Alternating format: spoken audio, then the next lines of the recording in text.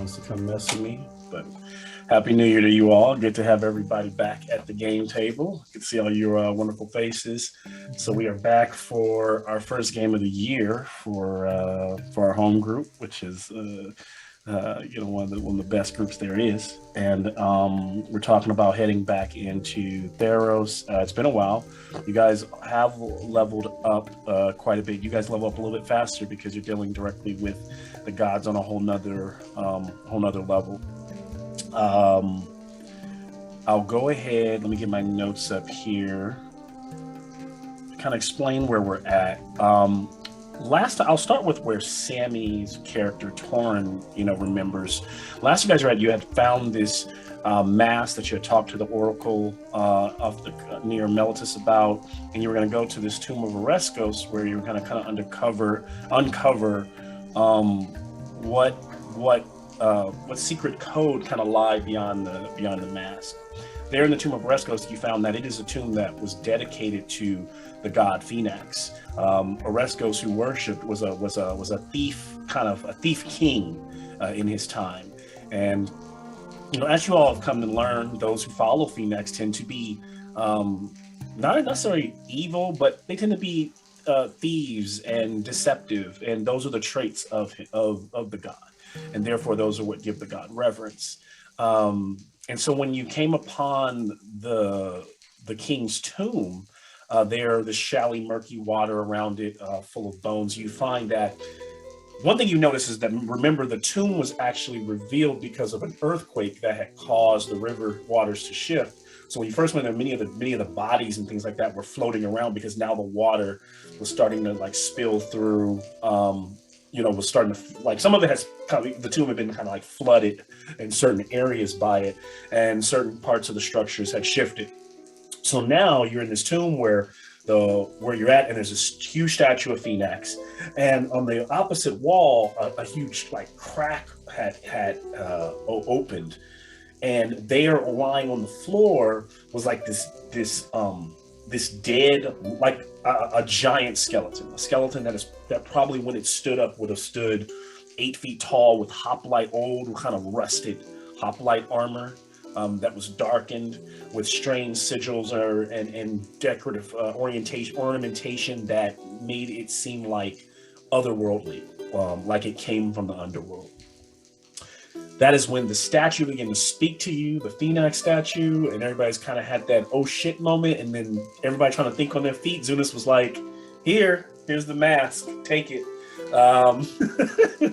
Phoenix took that and took that as an offering of you devoting yourself, at least this moment, to be champions for him.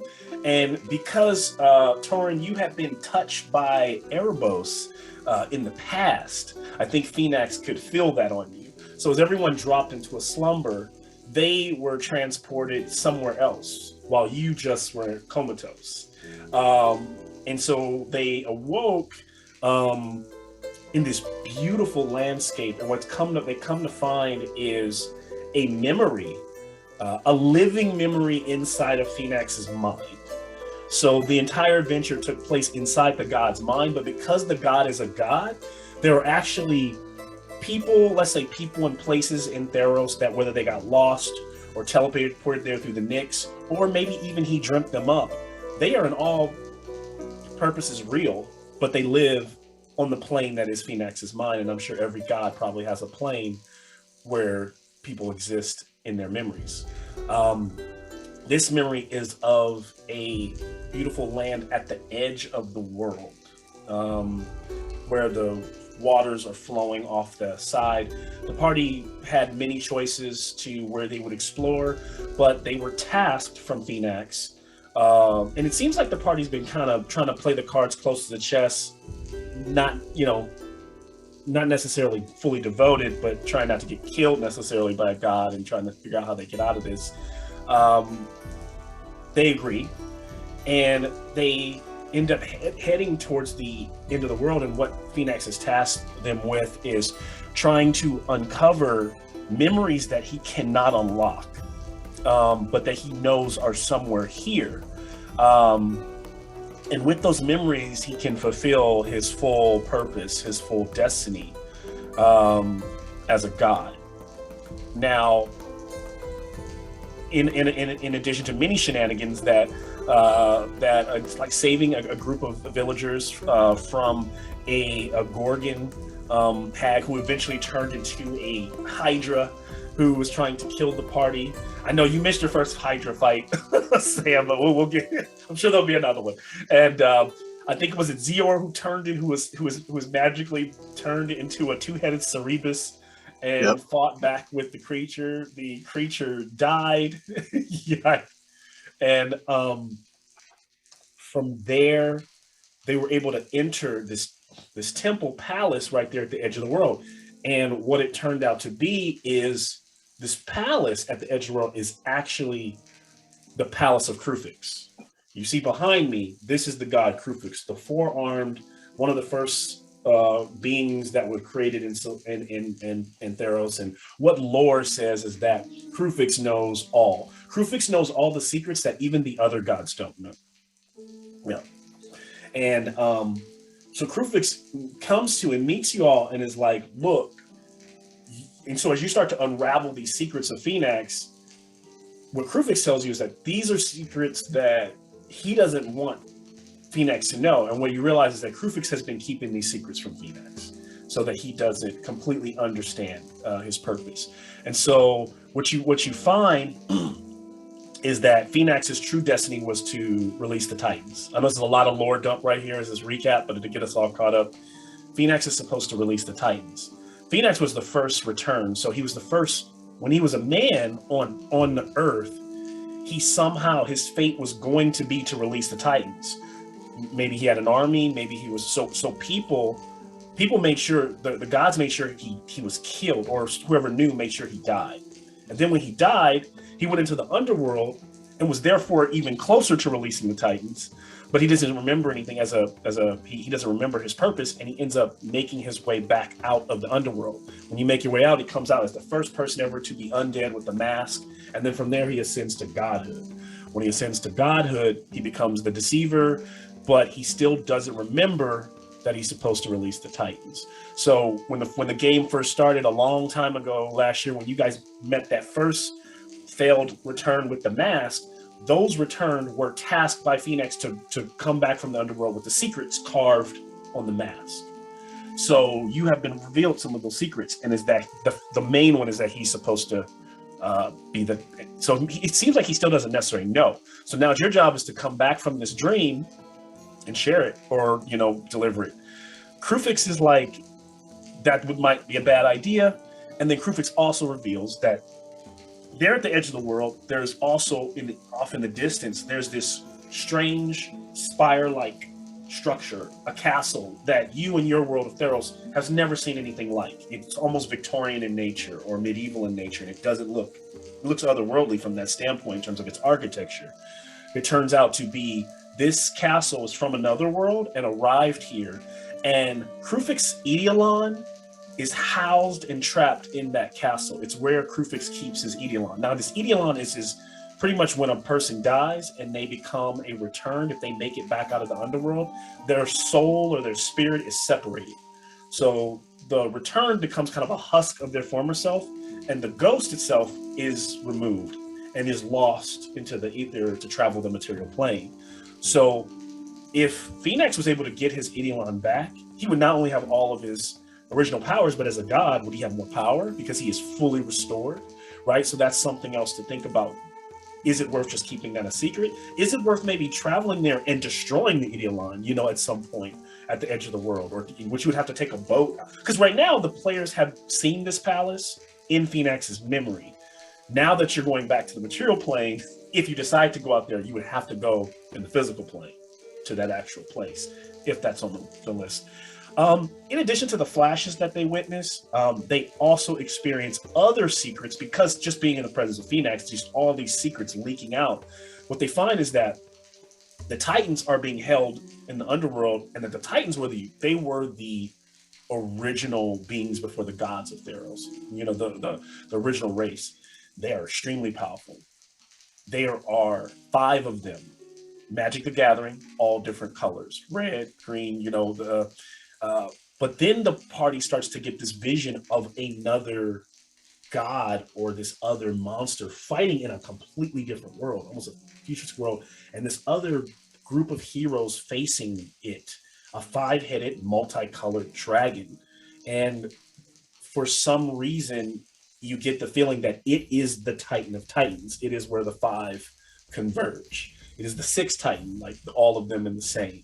um and so they have a feeling that Theros is tied to a grander kind of bigger picture, right? So their minds are just kind of being pulled in all these different directions, and that's where we're at. So that's where we're all at right now. Anything anybody wants to contribute or add so that we're all kind of caught up? Anything else you want to add about your character, or maybe anything else that maybe Sam would want to know, or otherwise we'll just do it all in game. I just want to wake up. Yes. Oh, you're gonna wake up. Don't you worry, my friend. Oh my god, that's sad. I'm gonna turn the sound off now. It's just like the opening scene. Wake up, wakey. Right back. Does anybody ever have? Okay, does anyone watch? What's the movie with? The show on Showtime about the hedge fund guy and the two guys, billions. Yeah, I haven't watched that. No. Oh, it's so good. But there is an episode where literally Paul Giamatti, the episode opens with him lying on his back, and then just liquid just starts hitting him in the face, and he's got like this dominatrix just golden shower. Oh! What a way to start the episode, and that's unrecorded. That's You're welcome. Well, I do have one question. Did I Here have we any go. dreams myself while I was comatose? Anything that might like add flavor to this? Since Phoenix decided to exclude me, did Erebos kind of come in and give me extra insights into anything? I'll say that what do you think you might have dreamed about, and what I'll say is save it maybe for in game. It doesn't have to be some kind of prophetic thing, but just what kind of dreams, maybe some dreams that might, in sharing with us in game. And you don't have to share like with the party if you don't want them to know it, but maybe sharing as like, this is what Torin experienced. You could do that. It'd be great. Might give us more insight into Torin and to who he is and what kind of dreams he has when he's completely out and when he's completely that. Because in the sleep that you all are, it makes you very close to the mix. I'll leave that to you. I'll leave that to you to decide. See if there's anything I miss. Okay.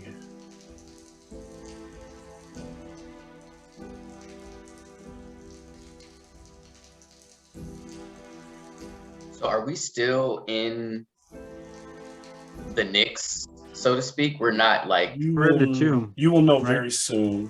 Yeah. Oh. Give me a second. My bad.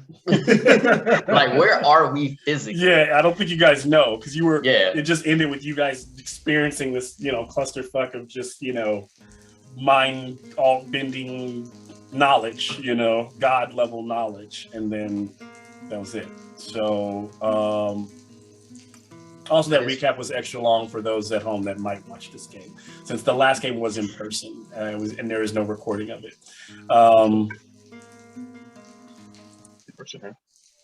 Okay. So we open today's tale on Torin's face. Don't you?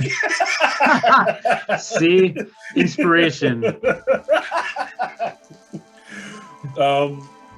You all slowly begin to come to around the same time. Maybe some of you, Zunis probably the first one to kind of snap to it, as you are still lying there in that dark, dank, damp tomb of Oreskos. The tomb is still sitting there, and the top is slightly moved on the sarcophagus. You notice there is more water running down. There's a few extra cracks in the walls, and there's like water kind of trickling out of those, and there are puddles here and there on the ground. The room's not flooded, but there's just like water, more water than there was. As you all begin to look around, that dead cadaver of a skeleton is still there. The structure of Phoenix, that with his hands out, is broken. That like from the almost like the bust from the here is sheared through, like a large part of the ceiling has collapsed, and pieces of what's left of the head are there on the ground, kind of like with a huge crack in it. So something like definitely happened while you were out. But as you look around, whatever your hit points are now, that is how you feel, right? You're probably feeling some aching from fighting in the Knicks, and you're feeling extremely tired and exhausted. And you notice that the way you came into the room, the hall that you walked into, has collapsed on itself as well. Can I have a Constitution saving throw from all of you? Boy. Everybody gets a +1 because of my aura of protection. Nice. Does that stack? No, what do you mean stack? I have it too. If you guys are all together, does it stack? I'm gonna rule and say it does, since you both have it, so that otherwise it would be kind of worthless. So yeah, so here's what it also will come into play is because if you guys ever split up, even not splitting the party, but just split up on the battlefield, if someone's close to Torin and someone's close to Yagos on the side, you would still get the +1 benefit. How far do they have to be within of you, Torin or 5 feet? 5 feet. Okay. Yeah. So yeah, I'll give you the +2. So 21 for me. Okay. 18 for me. Well, 19 technically. 19 for Torin. What you got, Yagos? 3. Oh. Even with all the modifiers? With all those? Yeah. Wow. Yeah. I rolled a 1. Oh boy. That's big. Gee. Oh. Who else? Zunis? What you guys on this? 13. 13.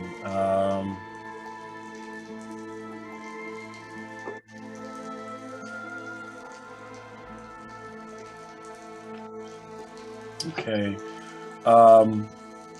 You did say a con save, right? Con save. The save, not the regular con. So your con save might be a little bit higher. No, so Zior, you're feeling great. You're feeling, as good as you can, right? You're feeling tired, but nothing that a short or a long rest won't shake off, right? And even like you're almost, your Leonin whips are about you as your head snaps back and forth. Torin, you had a 19. You're feeling good as well, even though you're like groggy as hell. You feel like you haven't felt this way, or you've been like, you feel like you've been hibernating. Like you all are kind of feeling this way too. But Torin, and as it takes a minute for your vision, you realize like, your muscles are a little achy and you're a little off when you first stand to your feet. Torin, you have a level 1 exhaustion, meaning that you have disadvantage on ability checks right now until you take a long rest. Zunis, you are feeling similar, but even worse.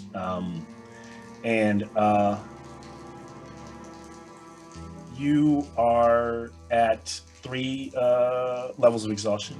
You have your speed is halved. You have disadvantage on your ability checks, and you have disadvantage on attack rolls and saving throws. Balls. And you rolled a nat 1, Yagos. Yagos kind of gets up, his centaur body and as he gets up, he just staggers over and collapses down like his like back legs kick for a second. Having a no bones day. He has 4 levels of exhaustion in. He has everything that I just said: disadvantage on ability checks, speed half, disadvantage on attack rolls and saving throws, and his hit points are halved right now. So your total hit points are half. So whatever your hit points you have now, that's fine. But your total hit points, you can never go back. So when you take wherever, if somebody heals you, they go to half. They don't go beyond that until you rest to get that off of you. And so these are kind of exhaustions that you feel. They will take multiple rests to start to remove these. They've all stacked on you. So at least for Zunis and Yagos. Torin, just got the 1, and Zior is feeling fine. That sucks. The only way out of the room right now, that at least that is apparent, is the crevice in the wall where the giant skeleton lies on the floor. How are you all feeling? What I'll turn it over to you just so you can kind of react to this, kind of take in and role play where you're at right now.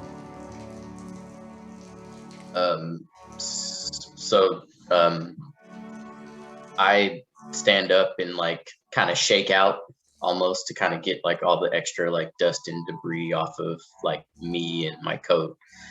And I look around at everyone, you know, to make sure everyone is up and stirring. And then I look at Zunis and Yagos and ask the question, did we just experience something crazy, or was it just me? What happened? One moment I was with you guys, the next moment I was asleep and dreaming, but it sounds like you guys all had a shared experience. Zunis kind of struggles to get up. It's like, oh, man, I don't feel good. I don't know if this is that. We all experienced that, right? That giant eagle thing and the giant 5-headed hydra.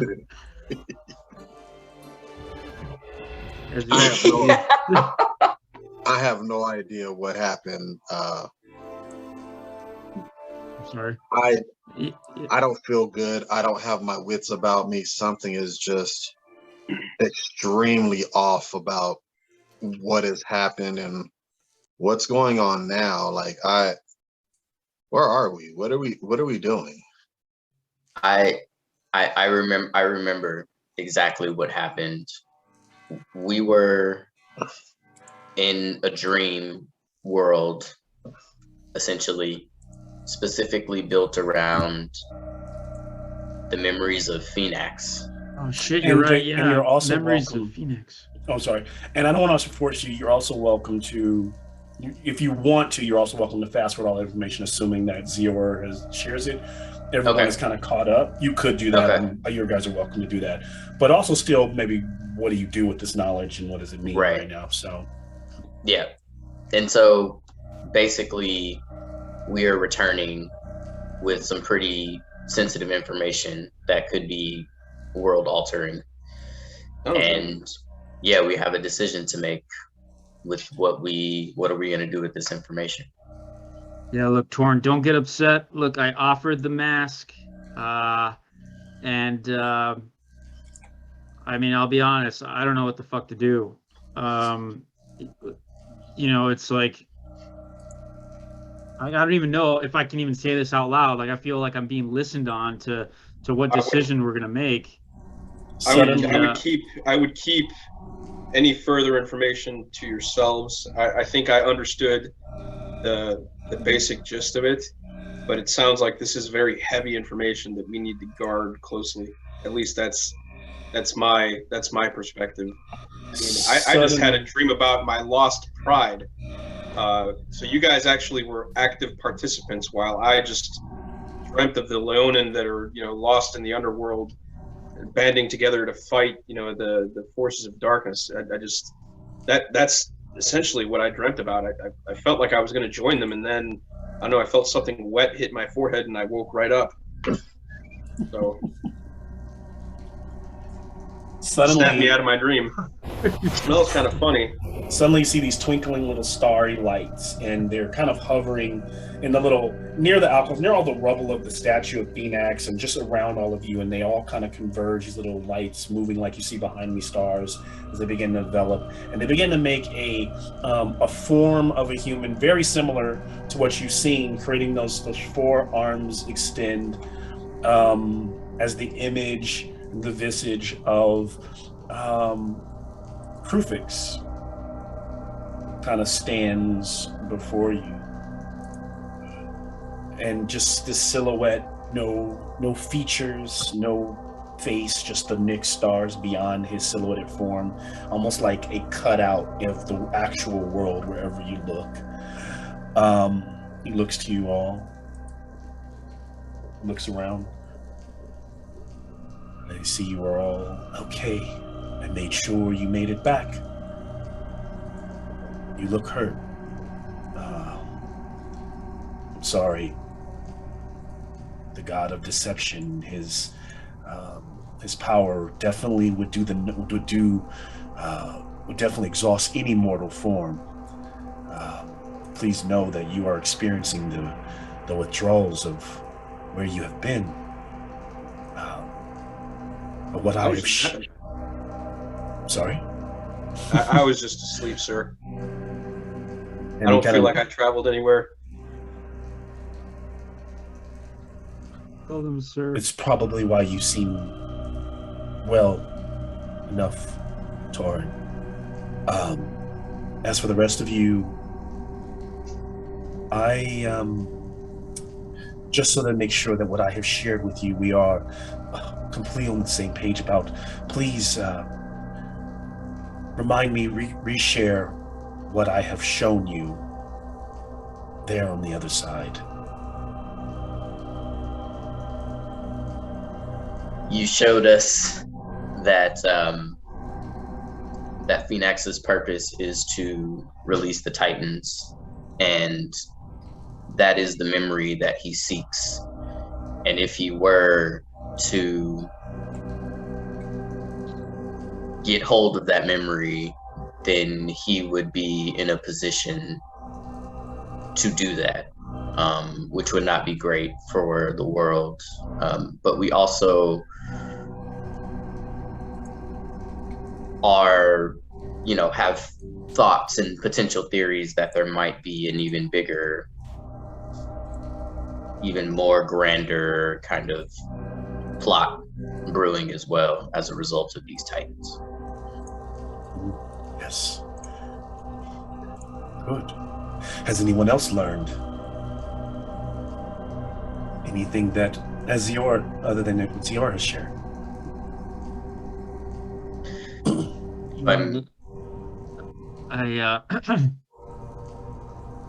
I feel like we're in a very difficult position, clearly. I feel the decisions perhaps that we have made on, obviously as I instigated, but I feel we have no way out of this. I suppose I have a question for you, Kufix, and that's, he searches for this memory. I guess I don't understand how can we persuade him that that we could not find the secret. Seems, how do you deceive a deceiver? That is a good point. It will be difficult. He is great. Quite honestly, he is magnificent in that way. But you simply do your best to tell him you found nothing. Can you do that? I'll do my best. If it allows me to protect my my friends and others that we care about, it's the best I can do. Best we can do. I hear you.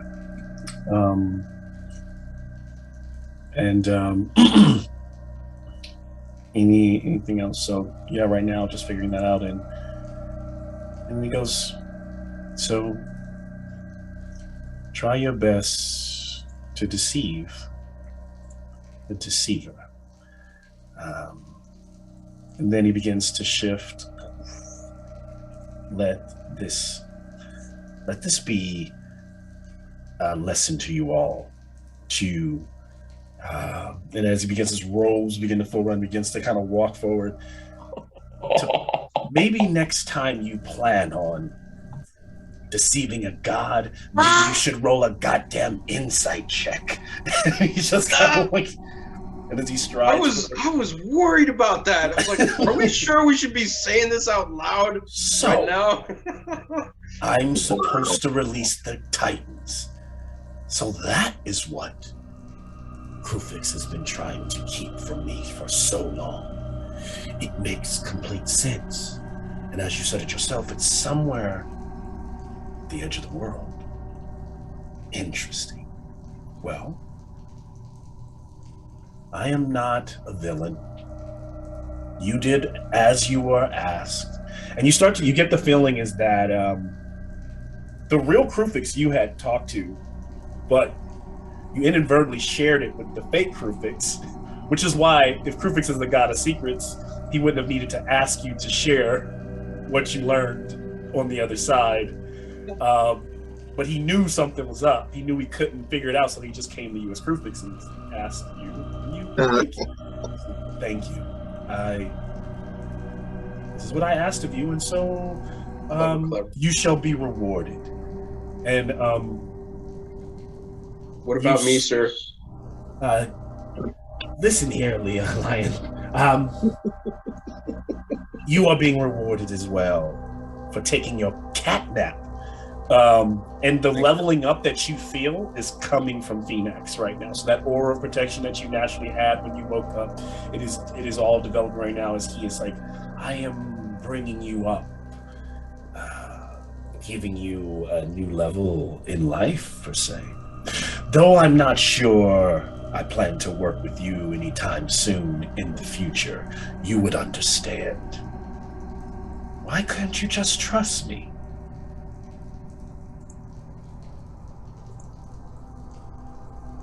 Cat's got your tongues, and I don't know about you, Fishman, but Torin looks at Zunis, at Zior, and Yago. Just like shakes his head, like, right now, let's just not say anything.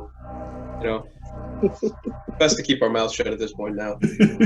Well, I'll have to be going. I definitely have things to attend to. But since you've kind of back and forth, I've now gifted you and repaid you for a job well done. Why not you take another? He looks around the room. This tomb will soon be underwater. You can see the earthquakes continue to shift the rocks. It looks like the only pathway out, and he kind of points to the crevice, the crack in the wall. That thing there is a Philiskia. They are skeletal hoplites, warriors that protect any tear in the fabric that allow those to journey from the underworld to the material. This was my way to get my return into the world so that I can best, now that I understand what I need them for, I can best Erebos. But as you can see, he is bringing this pathway to a close. Find another pathway. Find the opening on the other side of that crevice there in the underworld. Kill the Philiskia. Create a new pathway for me. This is good for you, as it also will allow you to head back into the material plane. Is there any reason you would not take this? I mean,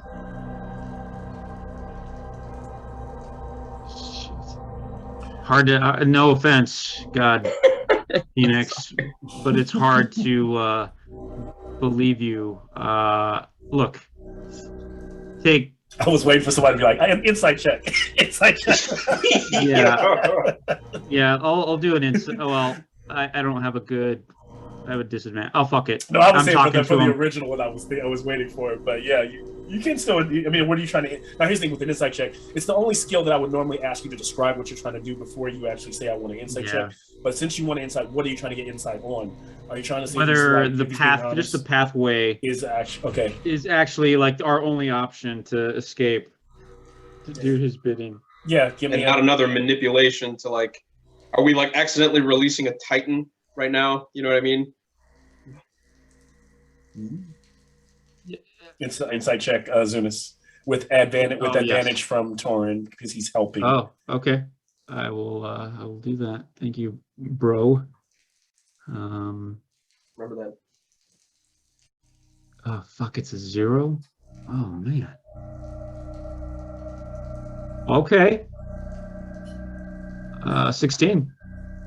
Plus 1. I see 17. you. Yeah. I understand. You don't trust me. Remember, my followers understand this is who I am. If you worship Elliot, you worship an asshole prick who will make you do things and guilt you on the fact that he brings the sun up every morning.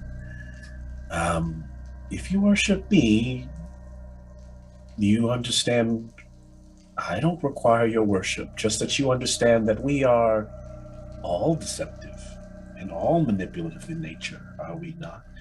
I'm sure there are many secrets that you have not shared with your companions or others in your life, people you've lied to, others maybe you've cheated. Every time you've ever said, it was a little white lie, I was there.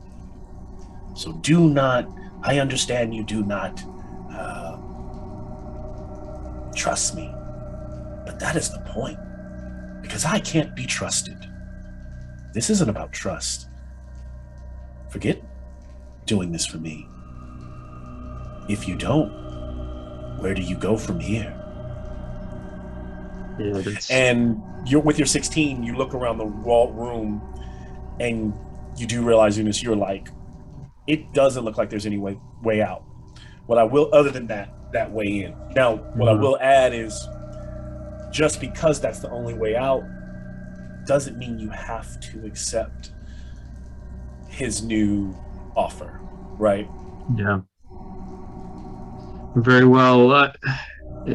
Before we leave through this path, if I may, why bring the Titans when the collateral damage to the population will be catastrophic? How would I know? I just found out from you. I'm going to have to think about it. But since you asked, and he starts to kind of like pace the room, someplace like, I could see a number of reasons why it would make complete sense. Catastrophe has always been a part of Theros, and it's kind of always been a part of the gods' game. Some of my ways is I like to best the gods, and Elliot has wiped many a polis off the face of the earth. Perforos literally lives, the god of the forge literally lives in a mountain and threatens to destroy all of Akros. Hey, let me play with let me destroy some toys, maybe. Or maybe the gods deserve it. Maybe I never wanted to be a god. Maybe we level the playing field. Maybe we let the Titans wipe it all out, start over. Maybe I can have heroes who can rise from those ashes and defeat those Titans. So we have a world not ruled over by us, but ruled by you all, by the humanoids. Your true nature without the gods, the pesky gods involved, you could be yourselves. Liars and cheats, deceivers. There can be only one god you can pay that respect to. That would be I.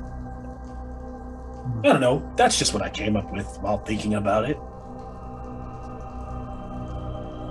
Compelling. Very well. I have a question. Is there any way you could help me out with this way that I am feeling? This extra weight I feel I'm carrying, the burden of this new journey has me, as well as the last, just weakened. Oh, the weakness in your bone, the tautness of your muscle strands, the fibers that make you immortal. I have been there. Take my quest and I will remove this weight. Or you can remove it yourself with a few good nights sleep. I am no slave driver. Unlike Elliot and the rest of those jerks, I provide choices. All right. So, is there a way we can debate our decision? Would you like me to give you a moment? yes, Phoenix, we would love a moment. Absolutely. We thank you for your. I mean, yes. Does it really matter? I promise not to listen. Yeah. He just like turns into a statue, like a new statue of Phoenix. Like the one is broken, and then the statue is just inanimate. So you have no clue. Like you don't know if he's still there. He's listening, but it feels less threatening, I guess. I look back at Zor and I. At least he's got a sense of humor. Jesus Christ. We're fucked. So my thought is, let's go. Cat's already out of the bag. We are in it. We nibbled on that cake. Yeah, I mean we already, I'm gonna say wet the bed, not shit the bed. Yeah. No. We've shit the bed, all right. That's a precursor. It's all happened. We did the precursor. It's all happened. Pissing comes before shitting, so we're about to shit the bed, but we've pissed it already. All right. So yeah, I won't be much for any kind of battles with this level of exhaustion. So if we don't take this option, I'm not going to be for much in any kind of battles or anything. Right. And that's what I'm thinking. Like, if we're about to go into the underworld or the underdark, like, we need to be as tip top as we're going to be. 100. Now my thought is like, can we, like, we still have some leverage, right? Like, he needs us in this moment just as much as we kind of need him. Yep. So there's got to be something that we can say, okay, all right, we'll do this, but we have a condition. Like, it comes with some condition, right? Like, so anybody have any thoughts? I can't ask for much more. That one's an easy one. He's already given me my strength back, so I can't ask for much more. I'll let you gentlemen debate on what we can ask for at that point. Well, no, he hasn't given your strength back. You still feel exhausted. He's just saying he'll remove it if you take his. If I take that, no, I know. If you take the, well, I think we're on the level of understanding. We're probably taking this mission. And here's the thing: if you guys want to remove them on your own, you would just have to take 8-hour long rest, and for every one you take, you can remove one. So if you take the first one, you could get rid of the half. So if your first long rest would get rid of the half hit points, and then you would just have the disadvantage in the half speed, right? Then you take your another one. So if you guys just kept camping out, if you just want to camp out for the next 3 days, either here in the tomb or wherever that tunnel goes, if you could find a place to be safe, you could do that, right? But nothing feels certain, right? You guys are in the middle of the no man's land, right? Oh yeah, you're always at risk of something happening every time. Absolutely. No, I got that point. So okay. So Jen. So there is absolutely no other way out of here. Well, no one. What are you guys doing? Are you looking for other ways out? Right now we were discussing that, but yeah. So you can, as we're discussing, you can say, so Sam, you can say Torin is starting to crawl the room looking for another way out of here. Torin, give me an investigation check. Alrighty. 17. 19. Okay. Torin, what you realize is at the far end of the room there was another doorway that too has been crushed. That one was already collapsed when you got here. So basically, when you walked into the room from the south, you would have seen the statue from the south. You'd have seen the statue of Phoenix where it now stands to your right. To your left would have been a wall that was collapsed, which is where Torin is looking, and then directly across the room to the north is the crevice in the wall that supposedly goes to the underworld, right? So where you're at, Torin, or where you're looking, the stone seems it almost damn near impossible the stones would be almost impossible to move in a very short amount of time.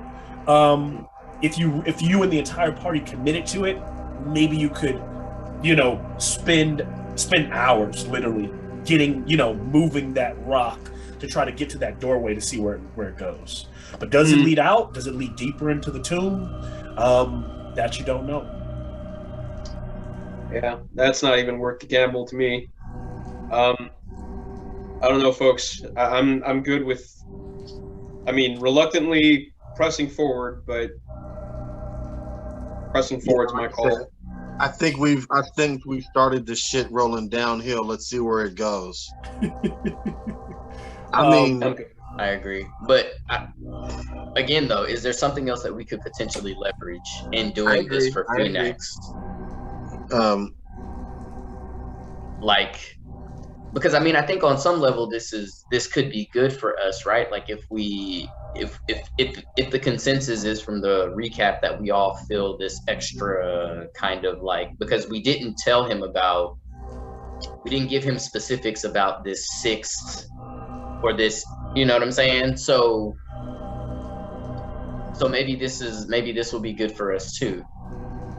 Let's go. Torin, I'd like to go back to you for a second as you're looking at that rubble. You're like, this stuff can't be moved. And then, Torin, you start to look almost like you're seeing through the veil. I hate to make this reference, but almost like Matrix-like, because I don't want to make reference to this off the newest awful movie.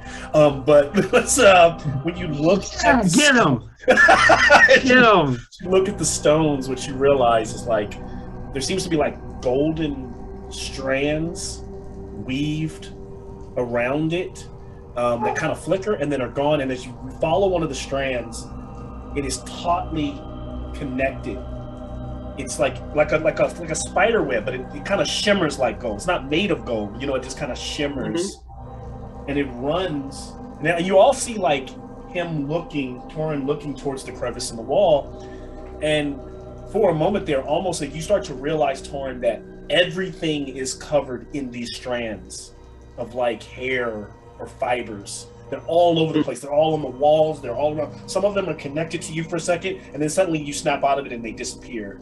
And there's one piece, there's a strand, almost like hair, but very strong, in your hand. Like almost like when you jumped, it snapped. So it became taut again. It's a piece of it snapped, so it's no longer taut. So now it's almost like you have a piece of very thin like hair, but like you can't break it. Like when you go like that to it, you realize it's, you could wrap it up. It's about maybe 2 feet long, the piece that you have. Everything else disappeared. You no longer see the strands. This one seems to now be physical, and just for a moment it shimmers before it goes like a smoky black gray. And I don't know what you do with it, but okay. Well, I will save it, and I will also call out to the rest of my party and say, I know you guys were looking at me a little strangely a second ago while I was following. It was a vision. That's the best way that I could describe it. There were gossamer golden strings that were kind of floating around, and DM, I couldn't notice the source of it. Can you give me a history check or a religion check?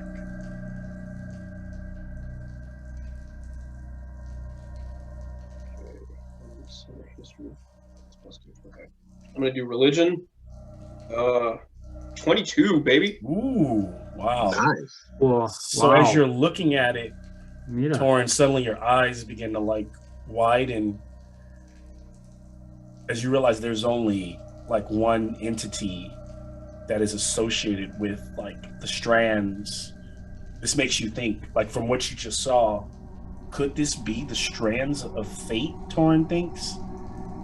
Clothis was she's the god of fate, and she literally, everyone in Theros, every one of your fates is tied to you, in multiple fashions. Any of your possible fates are tied to you.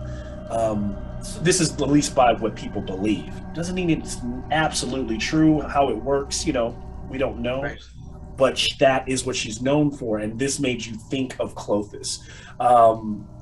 You also remember hearing, maybe one of your prides, because maybe when you were younger, about, because while the Leonin don't worship the gods or give as much reference, they definitely know they're real. They just don't. They try not to pay them much credence, and so the story is that Clothis, when the Titans were fighting the gods, Clothis was pivotal in her strategy to weave a fantastic kind of trap for the Titans and bind them all.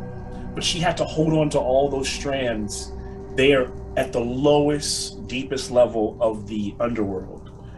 And some people believe that's impossible for the god to need to still be there, but some believe that Clothis is still there in that lowest level, holding those Titans at bay with the strands of fate. Interesting. So with that insight, I share that very quietly, so as Phoenix not to hear what I'm sharing, but I do share it with the rest of the party. It was like, I think I had a vision of the strands of fate, and as I recall, I'm not going to repeat everything that you just said at the end, but I think that I feel a little bit better about taking our path forward. We might have an ally in the underworld that that we can that can help us, that we can help her. So I'm a little concerned that the string broke, whenever I started following it. So maybe that means that our fates are no longer tied, but I'm willing to take this a little step further and see if there's any way that we can stop this calamity from taking place. So Zior, I know you want some kind of leverage. Maybe we can ask for the location of any other powerful allies in the underworld, a place of respite amongst potential enemies, a place of rest, so that once we're in there fighting, we can have a place to converge, heal, be safe. I don't know. That's all I could think of in terms of an advantage. Yeah, I like that idea. Anybody else have any thoughts on? That sounds good. No, let's push forward. So are we calling? Are you calling Phoenix back, or are you just pushing forward? Yeah, I'm like at the statue, just like kind of touching random parts of the statue to get its attention. Hey, no need to get so handsy. Yes, I'm sorry, I don't know how to call you back. Get those clammy hands off me, fish boy. Just call out to him. I'm only joking. Oh Lord. So I was on the other side of the world getting some things done in the northern Oreskos, in the mountains of Oreskos, and then I had to move over. That palace is going to be a bit tricky, but never mind all that, have you come to your decision? Yeah, we have decided that we will take you up on your offer to find a path. So much breathing. You don't seem so excited. Well, I mean, just little god of deception. This is a daunting task. Either way you slice it. Oh, I know what it is. You're one of the Nylea types, aren't you? I can't stand Nylea, but This is actually perfect. One of hers working for me. I love it. Oh, sorry, continue. Anyway, so we are definitely we're gonna take you up on your offer. But we do have a request. Mm-hmm. We would like to know if you know of any places of respite or places of safety along the way that we could stay if we got into a tight spot to increase the chances of us finding that path for you. Yes. That and any weapons or items that might help us on our way. If we're doing this for you, we need to be armed. We need to have a place to rest, and we need something that's going to make us a little more formidable against the hordes of the dead. I'm sorry. I see you kind of had me at a disadvantage there. I am no god of the forge, and I have no awesome spear like Heliod or an amazing bident that control the winds like Thassa. I am just a lowly demigod.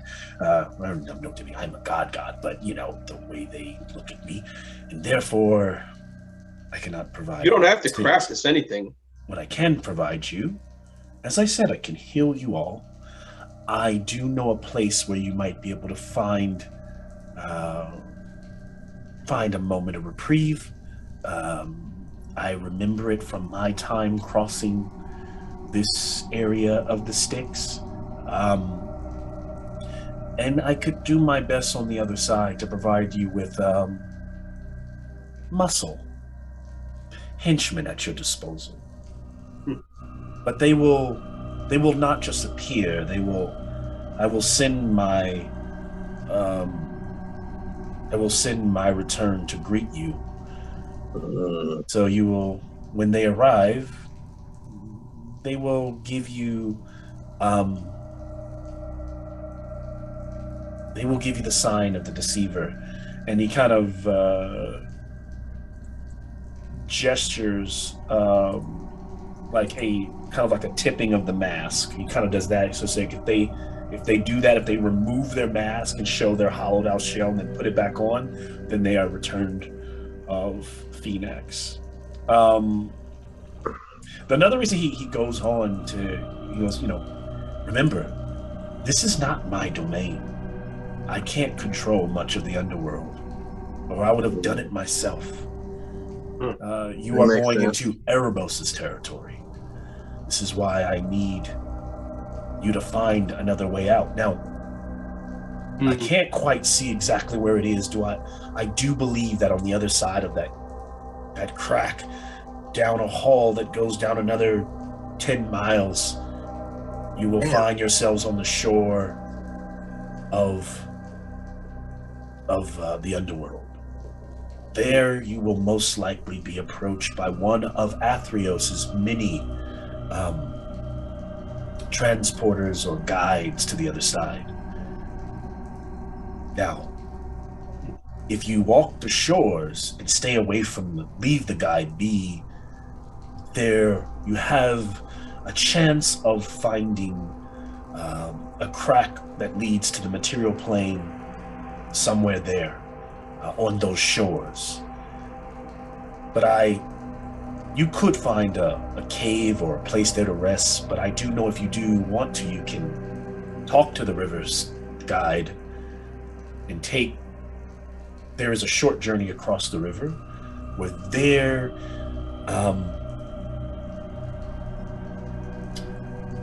a giant friend of mine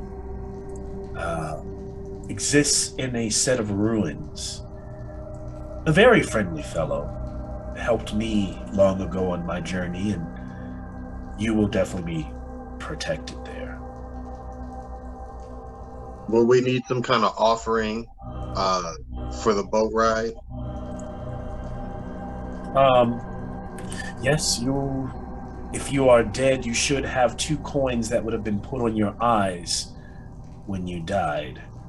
Now, the river guides if you do not provide this offering, they will know you are not dead, and they will ask for something else to take.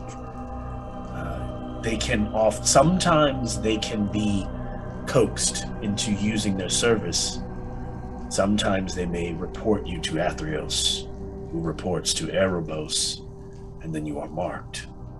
But in this case, just another perk for working with me. And in his hands appear 8 coins as he hands you all a pair. Now you're all dead.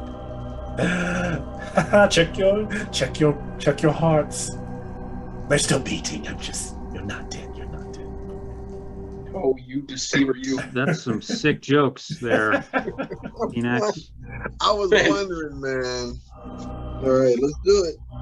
Mal, that you laughing with that creepy mask on and your eyeballs moving around. I'm serious. It's like super disturbing. I'm sorry to break. No, you're fine. I know. Like, it's super creepy, man. Your eyeballs move, and then you're like, ha, ha, ha. Like you're chuckling, and like your eyeballs move. It's messed up. Yep. I'm glad it's working. That's kind of the point. Awesome. And so he's well, I'll leave you to it. Godspeed on your journeys, gentlemen. Good day. And then it just fades away this time, and leaves you to your travels. And you all of your exhaustions are gone. It's uplifted. So holy shit. I mean, that was one side of it. You were definitely not supposed to get that all that because I didn't expect you to actually be here. So yes, this is what you guys are good. Remove all of your exhaustion. You're still where your hit points are still where they are. But your exhaustions are all gone. Yeah, he has able to remove that. So Iago starts to feel better. So do you guys head to it? Just start to travel? Yeah. And so, yep, go ahead. Oh, no, I'll pose it to the group.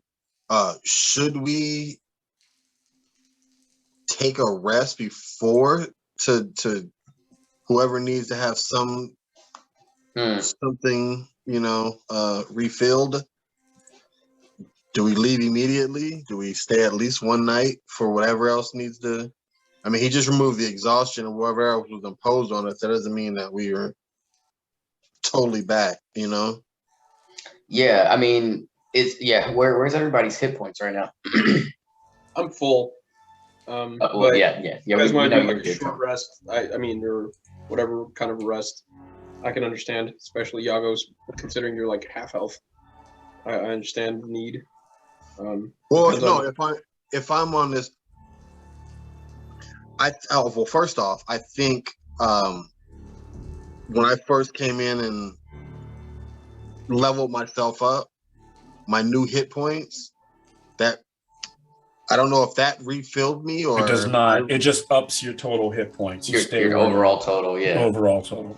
So I either must have done it last time or did it this time because I don't believe I remember being at full health, but it has me at full health. Like I said, I don't know if I did that when I was. What's your full health number? Up or what? Huh? What's your full health number? 45. But are we so? That's something else I meant to ask you beforehand. You do it how many times per? You do it one roll per level. You can roll within D&D Beyond if you're going to be fair and roll it that way, or you can use the standard array version where it'll give you the average plus your constitution for every level. It'll be the average number plus constitution for every level, and then that's how you can risk it with the dice. I trust you guys to risk it with the dice. Since we normally don't do it at the table, I usually prefer people to just do the average, but you can do the rolls. That's fine. But did you do rolls? Yeah. Okay, so then you did it for every. So you only did it for one. You're supposed to do it for every level. Yeah, no. I only did it for one, so that's what I was asking. I meant to ask that to begin with. Yeah, you guys do that with every level. Okay. So if your average hit points, if you use a D10 and it says the average is 6, and you go 6 plus Constitution. That's how many hit points you get, and then you 6 plus Constitution, and you do that for every level. It might automatically calculate it if you're not rolling. I don't know. Just make sure. because I didn't check you guys' hit points, but I do definitely want to make sure you're not too low because you are level 7, so creatures might be different. Yeah, I mean, I'm at 60, Ronnie. Yeah, I'm at 52. Okay. And you're a paladin, man. So I've just been doing the standard. Yeah. Like within D&D Beyond, I haven't been rolling though. Yeah. Here. So short rest here, or well, sure. Yeah. Well, here, let me do that then. Yeah, let's do a short rest. Because the short rest will get us at least all of our hit points back, right? No. Now. Yes. If you use your hit dice, you have to use hit dice. Oh, okay. I see. So hit dice, you have to spend a number of your hit dice during your short rest. So any hit dice that were already spent last game, remember you have to check those. So if you did spend any hit dice last game, those would already be spent because you have not taken a long rest. And those are the dice that you can throw and add your Constitution 2 for each die to give yourself power. Now, this is on the condition that you get through the hour with no problem. So no one can start again adding points until I say we've actually gotten through that hour. So we're taking a short rest. Get the die roll here. Okay. So as you guys are kind of sitting there, relaxing, trying to get that rest, and you start to realize that water on the walls starting to pour harsher and harsher, and then and suddenly there is a rumble as another earthquake hits in the room, and now parts of the ceiling start to collapse. Water starts rushing in dramatically at a rapid level. Starts rushing right. You all get kind of like pushed against one of the walls. Dex saves for everyone. I knew this was going to happen. It was either going to be this or some random shit was going to pop up as soon as we went through the crevice. And everyone keeps talking. We just got to go. Man. Dex save, Sammy. Torin. The room is collapsing. Water's pouring in. Oh, man. 14. All right. Do we get a +1 because we're around? Yep. Yes. +1. Oh, so 15. Then okay. 15 also. That's a pass. 15. Pass. Yagos. So I don't have my stuff have. I don't, huh? Oh, sorry. Yeah, no, I know. I don't even need to roll again. I have a 5. That's gonna be the lowest. So you will take all that healing. Yeah. Well, hey, Yagos, make sure you're adding that +1. So yeah. Yagos will take 15 points of bludgeoning damage as you slam against the wall from like you hit your head on the rock as that water comes rushing in. Suddenly it's pouring so quickly. You guys are trying to get yourself, you're starting to kind of collapse in, rocks are coming around. And then suddenly the waters all just start to rush away from you and like line the walls, kind of like the sea, like the Red Sea, and running along the ceilings. And then Phoenix is like, "Go now. This is the last time I will save you." And as you're running away, the water just kind of collapses down on him, like, and he's gone. Man. Thanks, Phoenix. Thanks, DM. Appreciate you. Yeah, thanks, DM. So now you're in these tunnels where the water's being held back, and then now you're just traveling through this kind of dark. You realize this is not the tomb. This is literally a part of the mountain that is like a path that has partially been there, partially separated and opened.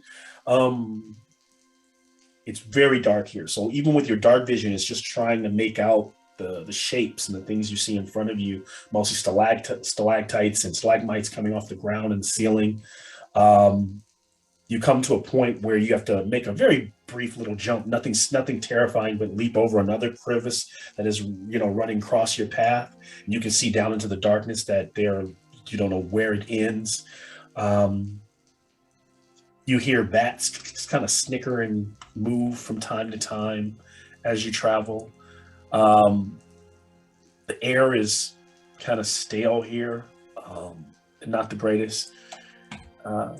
But eventually you exit and you make it into this opening that is only beautiful as it is just strange and dark and otherworldly. This landscape of obsidian and spires and of dead trees and rocks, and out greenish lake of water with, in the distance, you can see many little lantern figures like guiding paths. Every now and then in the water, someone reaches up and their hands comes up and then like as though they're drowning, the spectral hand goes down. You can see an entry or an archway.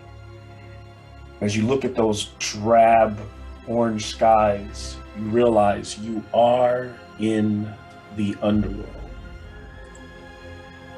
As you can see there. Can I do a perception check to see if they're, I can still, I still got that thread that is no longer, golden and shiny, but is there any evidence of anything wisping, in the air that I can see or maybe smell? I smell the string and like. Insight check.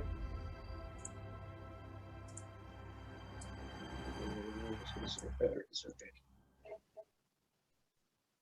18. looks incredible, by the way. Thanks, man. Excellent. Nice, man. Yeah. Yeah, that is. It's pretty phenomenal. I already got my screenshot. Yep. Oh yeah, get some screenshots if you can. That'd be great. Thank you. So now, yes.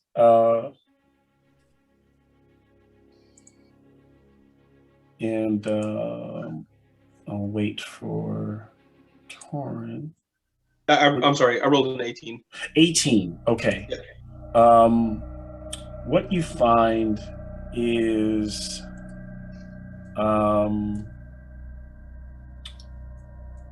you don't see more strands. You do see chunks of like rocks also in the distance that seem to be like floating islands. So this place definitely doesn't adhere to any of the rules of the world you come from. And tell me what you're doing. And like, imagine like you see what you see here. You see the archway. There's this like misty pots of like green fiery, like, that are just kind of smoking there on the sides, the trees all around you. There's a path. There's a crackling blue shimmering, like, seems like a portal ahead of you that leads to the shore. And then behind you, all around you are like a mountain range at your backside, where when you turn that mountain range, you do not see the same thing. They seem to go up like walls, and they seem to curve over into the atmosphere, almost like Halo, where the ceiling of this world could be domed, and if you could see through the gas mists of the sky, it makes you feel like it's probably a large cavern that feels like it has its own atmosphere, like it has its own sky, but so large that you could probably, how many thousands of feet reach up to that point. No human would probably ever, only a god would know.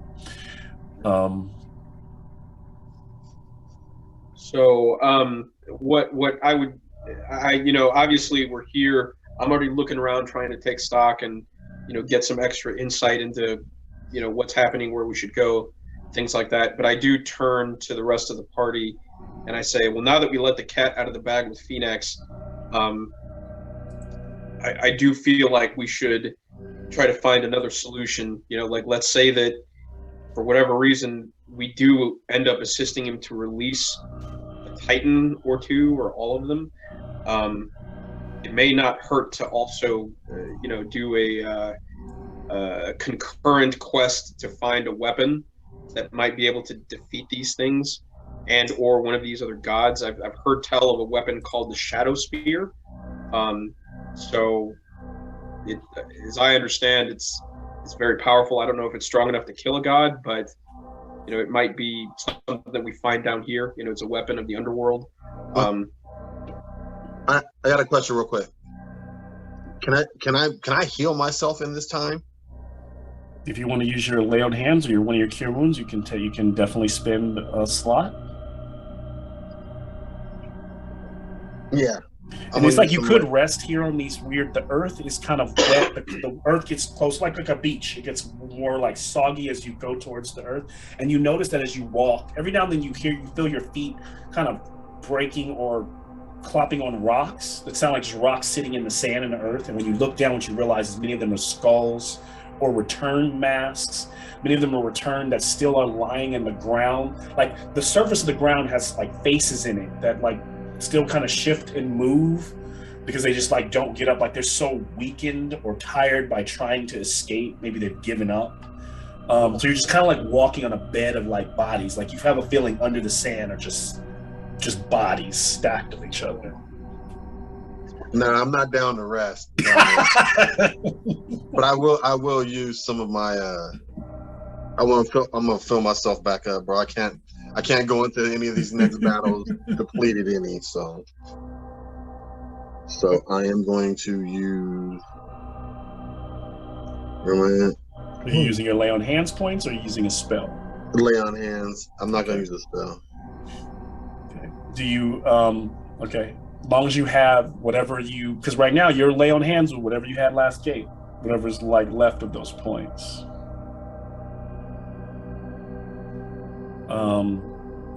You start to notice through the crackling for a second there, still piggybacking off of Torin, you look to the sky and I'm sure you point, I mean, you can't even keep helping, everybody else sees it. But one of the dark spires way off in the distance almost looks like a castle structure of some type, big mountain way far in the distance. You start to realize it looks like a palace. It probably is. You could probably spend an Eternia traveling through it. It's on the other side. It's like at the center of the lake. Well, then you realize almost the backside, the way the tower peaks up, is almost a throne.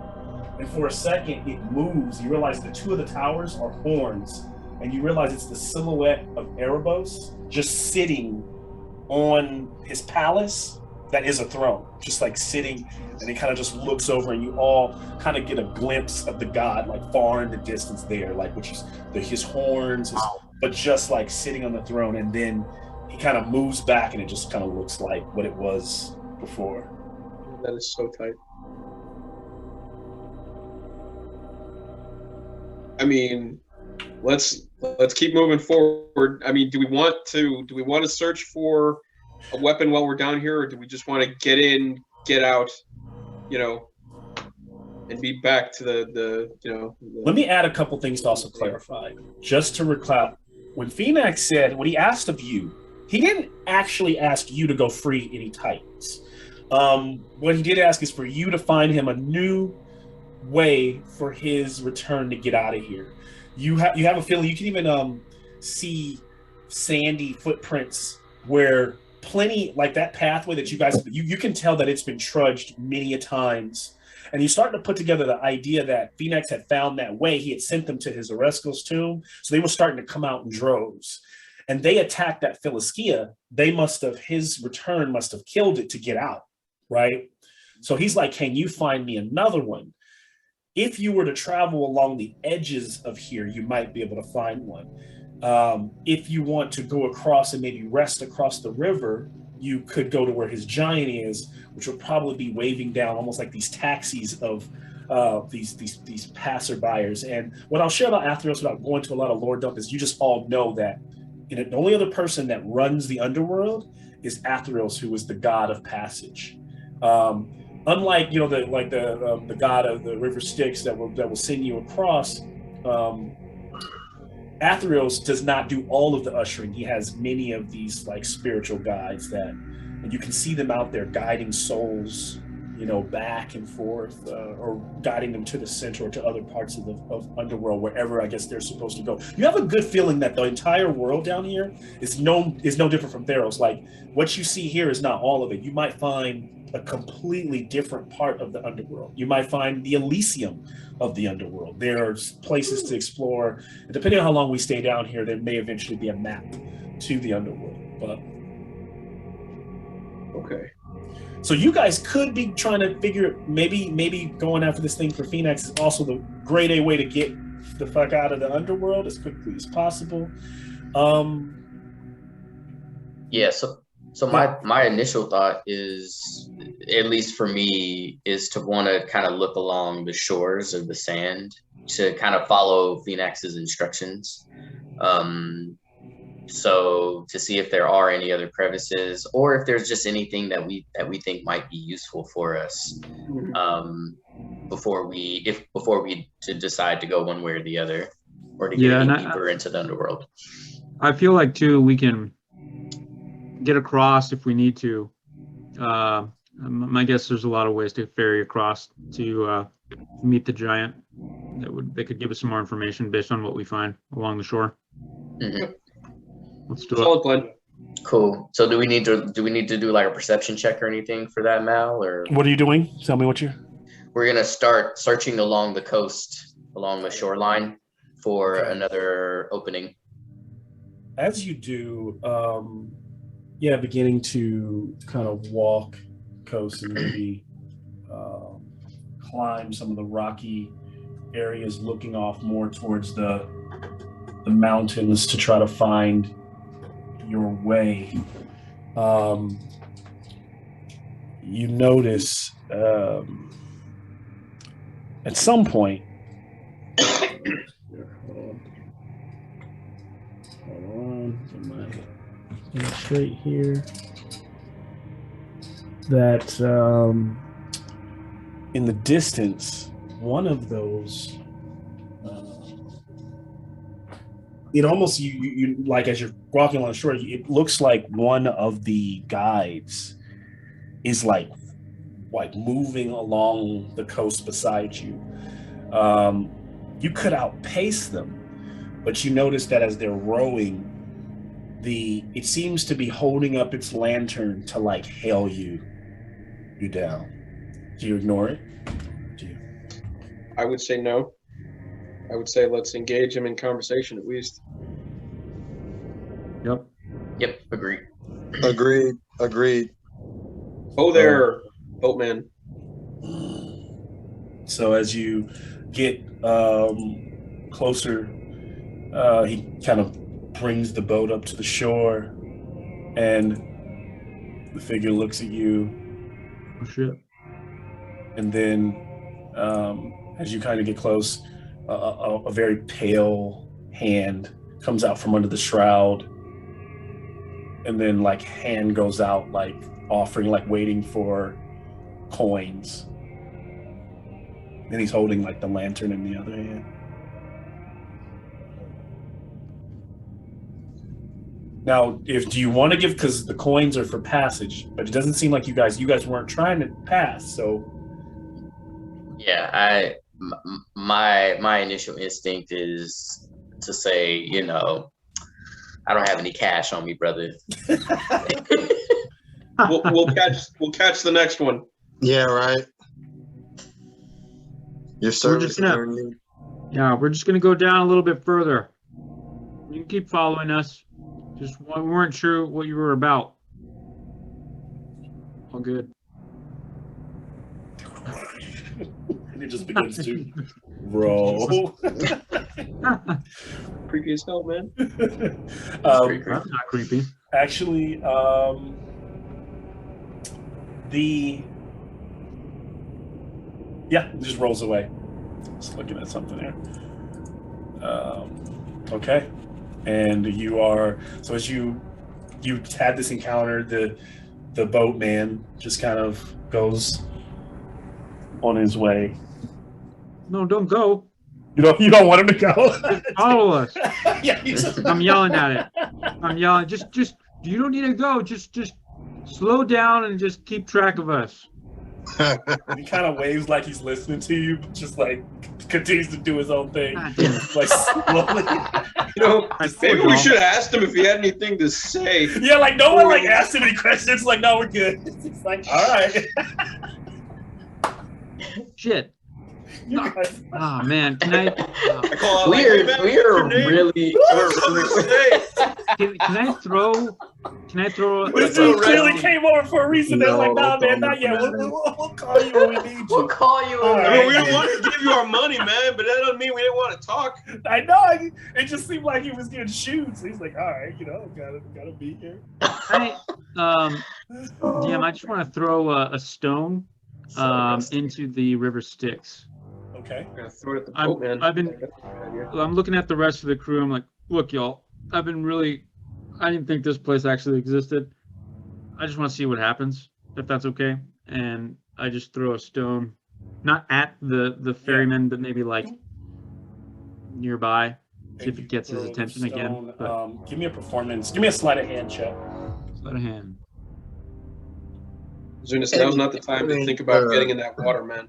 That is a solid 8. Your pills are. Zunis, you realize every time you do. Hey, you realize every time you do something like this, something happens, right? It's all right. I got an 8. It's all got it right. 8. 8. You about to get in this? No. Your rock just skips across the water, and it hits something like, and you realize it hit whatever it hits is like a body floating, and it kind of moves. It sinks. Oh shit! It's a floater. Sorry, y'all. What'd you do? I don't know why I did that. I just let's go. And suddenly at the shore, like this figure starts crawling out. This return. It's like just like all muddy. It's got like seaweed on it. It's just kind of moving out of there quick. Great, here we go. I'm sorry. Seems to be a different body altogether. Oh, like, it's a different body. It's like okay, let's go, everybody. Standing up. You guys just like, and it's not yet. So you guys just like start huffing away from it. I mean, maybe we should like stop and. I mean, if this thing doesn't attack us, maybe we should ask it questions. You know, it's just one. Well, yeah, now, but yeah, exactly. I don't know. Tempting fate here. I don't want to take that chance. All right. Yeah, you threw a rock, man. You pissed these things off. Just we gotta go. Yeah, I agree. Who has the highest passive perception in the party? Passive perception. I have a 13. I have a 10. Okay. I don't know. Oh, 13. Yeah. 13. So yeah. Between Zior and Torin, can you guys give me an actual perception check to see who gets higher? Why did it take so long to load when I switched that page? 10. Well, I rolled a 9, but I get a +1, right? Mm-hmm. Yes, no, I do. But when I do go between them, I got a 6. Okay, so Torin, as you guys are like huffing it down the beach towards the rocks, Torin, you look back and you're kind of far from the figure now. Like you could turn back, but the figure's standing there. And when you turn back, Torin, you look with your Leonin eyes, your sharp vision. You see that the creature is removing its helmet and going like moving its mask and going like this. And then you suddenly a tentacle coming out of the water grabs it by its leg and drags it back into the sea, flailing, kicking, and screaming. Shit! It was one of Phoenix's coming to greet you. We are messing we're up like left and right. Three here. First the boatman comes. We didn't ask him shit. And then this zombie comes out of the water. I thought it, Y'all asked for return help. And he was like, yeah, I'll send you stuff. They'll be in your area. Whenever you're in the area, they'll show up, And then they're like, like Scooby-Doo it. We're our own worst enemy here. I swear to God. Like, we're in the land of the dead, people. Right. Weird shit everywhere. I agree with moving off. So, damn. We look a damn mess. This is not cool. Oh my God. So I look at the crew. I turn around and I just kind of like shrug my shoulders and like, fuck. Let's just keep going along the shore, see if we find anything else. Who's your best? Otherwise, let's cross the river. Because I know this isn't the world you come from. I imagine it's Zior, but it could be Zior or Yagos, I imagine. But I'm gonna need a survival check. You'll get it with advantage since the group is helping. But I imagine that there's always one person that kind of like takes the lead in survival of the group. So who would that be? And what I want you to do before you make the check to make the difficulty check, I'd like to know how you can either ask me questions. And so you can formulate your plan, but I actually want to know, like, what would it look like? What would it be montage? How are they traveling? What are they looking for in terms of just walking down just try to be creative here. Tell me what you think. So, I rolled a 22. Okay. But I am like, to me, I imagine like we kind of want to travel on off times, if that makes sense. Mm-hmm. So like when I mean, I get that it's night here all the time, but like there is kind of like it's like a weird like night, it's like a morning, dusk, like all the time, like right where dawn and dusk meet all the time. Like, and sometimes it gets darker than that, but it's always like that. Right. What check were we making? We're gonna make, well, only one of you is gonna make it, but I just want to know, it's gonna be a survival based check. So whoever has the best survival is probably the one who should describe leading the group. So my thought is that we will, you know, kind of camp when things are a bit busier, move when things are less busy to minimize risk of running into unnecessary and unwarranted attention. Try to just be as stealthy as we can to try and find this path. That would be my thought. Sounds like a good plan. Okay. That makes sense. So can you give me a survival check then? I already did it. Oh, you did? What'd you get? 22. Okay. 22 is strong.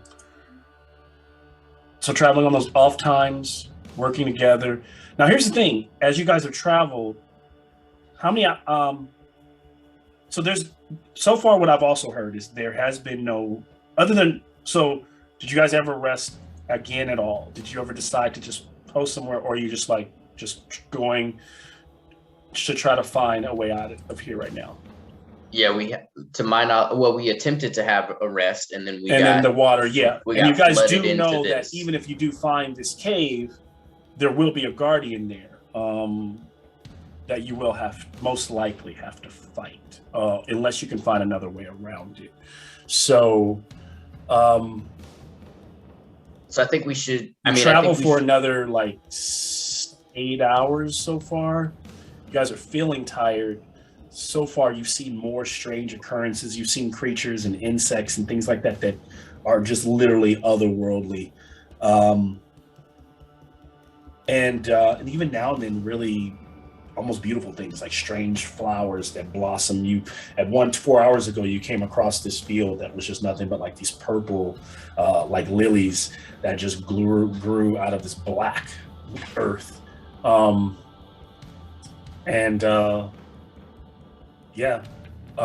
you find yourself there ahead of you. You find yourself kind of in an open space with a few rugged ruins. This whole place seems like it had even a civilization of its own. Sometimes in the distance, you think you see something that looks like a normal natural spire or a stalagmite, but it actually is like a huge column that was the size of an actual tower leaning. There are spaces that look like, you know, they were definitely touched by larger beings. And this place that you're in just has a huge open space, kind of indented, almost like a crevice, smooth, open rock, gives you good view of all around. And there's just some broken ruins and rocks. I don't know, what do you do here? Or do you continue on? Or you want to push it? And I'll say there is some ruins that are leading up the mountain wall, and you see a stairway. You don't know where it goes, but it's like leading up the side of the mountain. You do notice that as well. My thought is we probably should take a rest. So I think we should. I think this is a place I think where we could, because it's a relatively, you described it as relatively expansive, right? Now, like it's kind of more of an open area. So I mean, I think we could probably find a cluster of pillars or something that we could kind of camp in, hide behind, but also be able to see if something was coming. We'd have a clear visual of a potential attacker and be able to kind of defend ourselves. All right. So we're going for a long rest here or a short rest? I'll go with whatever. That last short rest didn't work. Yeah, that was. I'll go for a long rest. Let's go long rest. Okay. Okay. Cool. So with that being said, for the long rest, we have to roll for our hit points, right? Yeah, so you're going to decide how many hit dice you guys are going to use. spend those hit dice. For each hit die you roll, you can also going to add your Constitution modifier. Okay. And then, so once you guys use those, let me know where all your hit points stand. You do not get, some of you, I think there's certain, unless depending on your class, some classes get spell slots back. Most classes do not get spell slots back unless they get to the long rest. So right now, I will say you guys are 4 hours in. So you're 4 hours in, so you're welcome to use your hit dice. You're still going towards long rest. If you make it to long rest, you can take those hit. Actually, you can take those hit dice back. So here's what I'll say before you even roll hit dice. So 4 hours in, and I'm going to take a break here soon because I know you guys might want to get up, stretch your legs. Can I have a perception check from everyone? Hi, Papa. 18. 11. 21. Yay! I see you, Torin.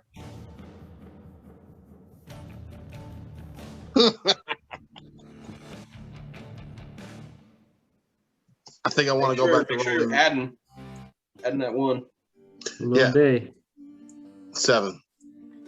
Okay.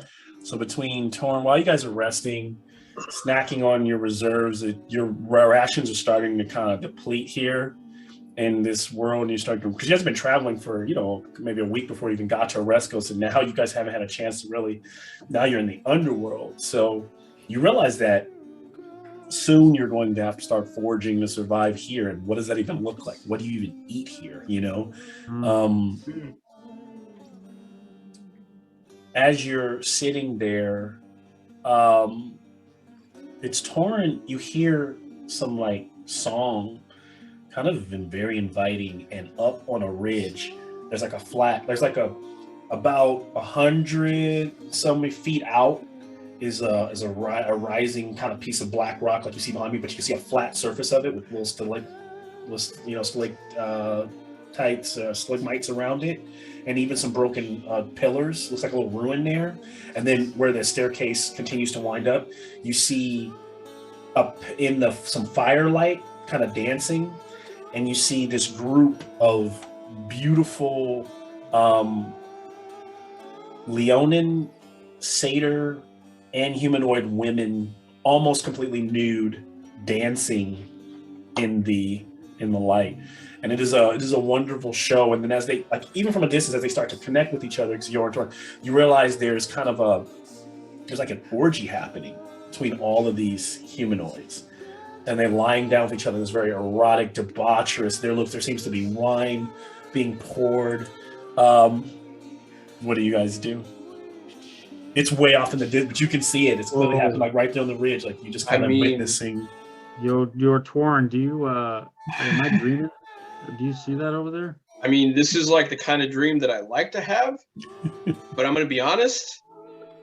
I know we've been avoiding danger up to this point, and it's not worked out for us well, but naked women dancing with very inviting music, that in the underworld, I don't know. Yeah, I mean, right. as much as I'd like to go and partake, I don't know if it's the right time. Oh. Zunis. Could you like tie a little rope on me? And then just like, if I give it like 2 tugs, it means yank me back? I'm kidding. I'm just kidding. I'm not kidding. Yeah, I think you have the right idea, Stab Torin. me and then I'll be like their lunch. I was down to go explore, but whatever the group says. I mean, Yagos, I'm going back to sleep. Y'all can keep watch. I'm going back to sleep. I mean, we do need supplies, but that's my point. Magic orgies, that can't be good. I'm sure it's great. Constitution save from everyone. Yeah, we got to find some sustenance. Dirty 20 for me. Okay. Oh, look at that. Natty 20. Nice. 25. 22. Nice. Yeah.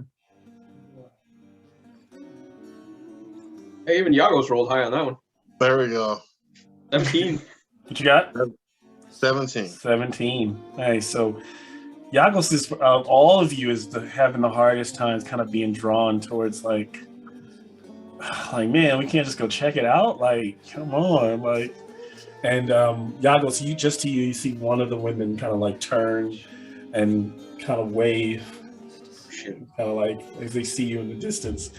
The rest of the group is like, and fuck them chicks, and like rolls over to West as you all like, you all kind of like shake it off and don't look that way. As they continue to have their orgy and you all continue to sit on the hover and try not to look, we'll take a break and fade to black there and pick back up. Yo, we are so rusty. This is Weird. Wow, man. we look a damn mess right now. Oh man. Oh. Oh. All right, gonna But grab hey, some but it does Do you make wanna for an record this interesting break? story. Huh? Do you want to record the break? I record everything. I just keep it running. So if you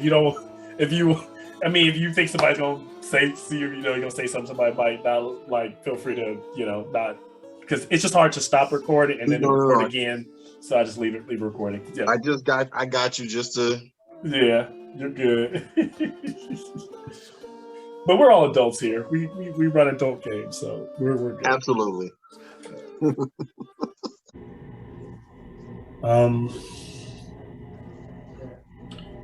We're ready to jump back in? Yep. All Let right. me just close this door real quick. Yep.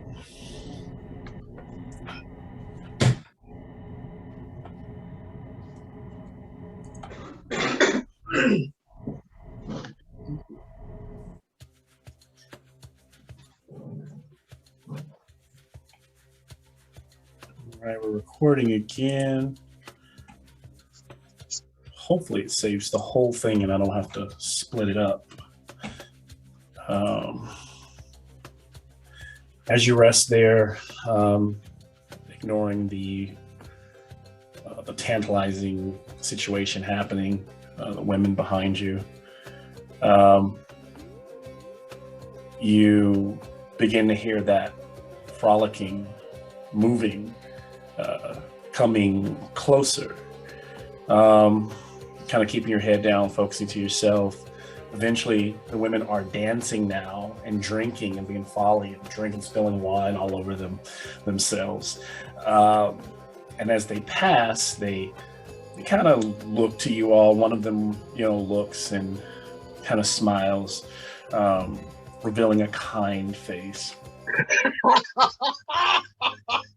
And then they just continue to dance and frolic until they disappear into like the wilderness beyond, a bunch of like dead trees. Scary Sinead O'Connor. This is a trip. Yo, put that face on again, man. Yeah. Yeah. Put If you could that just face.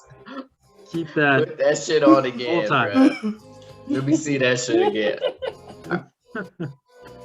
That was too much for Yagos. Can't even handle it. Yeah. They got closer. It's like, oh, I'm glad I didn't go over there. These chicks look like this. It's mainly the beard that's getting us. Yeah, you know what I mean? Yeah, can't get rid of it. Can't get rid of it. Yeah. It's good though, bro. Oh man. So the night, if you want to call it that, passes without incident, and all is well. You guys can forget you can keep your hit dice, and you can actually restore all of your hit points and all of your spell slots as well. All right. Now we can. So if you hit the long rest up top, it'll give you everything back, right? I think it does. I think it like takes all of your little dots off of anything that you clicked on. And On restores what it's supposed to. Hey, that pick, man, is all the chicks are gone. Back to the land beyond.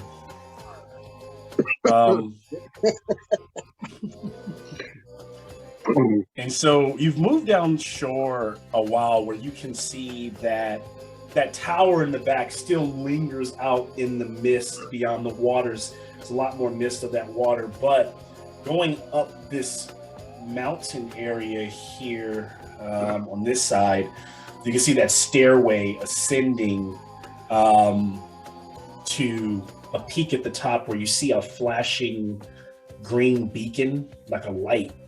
And you recall seeing that similar light, green light, at the shore some miles down, many miles back, where you travel. So you probably went 30 miles down there, but 30 miles back where you first came in to the underworld. Could that be the way out? I'll turn it back over to you all to decide what next. And not to break the third wall again, but given the music, I was like, I feel like we're about to go into combat. Yep. Let's do it. We're rested. Let's go. Do it. I'm ready. Let's get it. Let's go. Okay. So, party begins to travel towards it. They find themselves shortly at that little place where the women were. I don't know if they want to rifle through anything, but there are these brass chalices everywhere. They're there are bottles that are broken. There's a little bit of wine left in a jug, like a ceramic vase, and then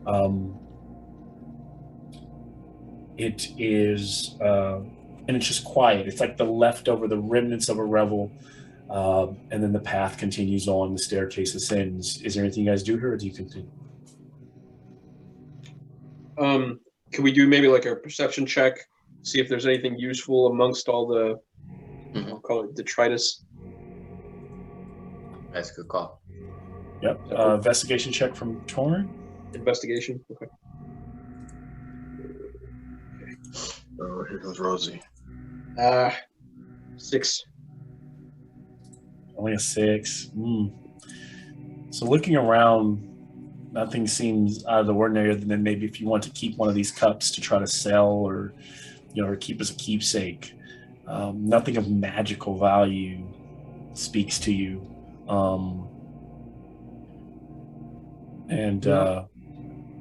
You do find a necklace that seems to be stripped away from one of the women that were wearing, and it has a scent of a beautiful perfume or an aroma that is appealing to you, at least, Torn. I don't know if you keep it or you continue on. I'm gonna tempt fate and keep it. Got a little opal thing in it. Yeah, doesn't if I don't know if any of you have detect magic or anything like that, or identify, but you would have. That's the only way you would kind of be able to better understand if this is anything. It, to all intents and purposes, it's not glowing. It's not giving any type of feeling. It's just a necklace to your. So I've got divine sense that I can use. Yeah, so you can sense good and evil. You could do that just to see if you sense good and evil, and you might sense it from the necklace. You might just sense whatever that general sense from the surrounding area. So right. it could go both ways, but you would have to cast. You would have to use a spell slot for it. Yeah. I don't think I'm going to do that quite yet. I'm just gonna. So we'll keep the opal necklace. I'm gonna tempt fate. We've been so cautious. Screw it. So the necklace is added to your items. And Zior wants to is interested in the ceramic vase, so he goes over to inspect it, take a drink, to look inside of it, and I'd like to keep that as a keepsake. What do you want to keep? The ceramic, the vase. Okay, it would be hard. It's very large, so probably going to break at some point. One of the chalice could fit in a sack. Gotcha. Now it does have liquid in it. It looks like a dark reddish wine. I don't know, like smells like wine, like a spiced wine of some type. Yeah, I think I will take a just a little. What do you think, folks? Should I take a little taste? Oh, dude, yeah, just take a little sip. Let me know. So this is me talking to you. Zunis is saying, "Hey, just come on, just a little bit. I want to see what happens to you. Maybe you'll grow some horns or 3 tetas, something. Come on, let's just do it." All right.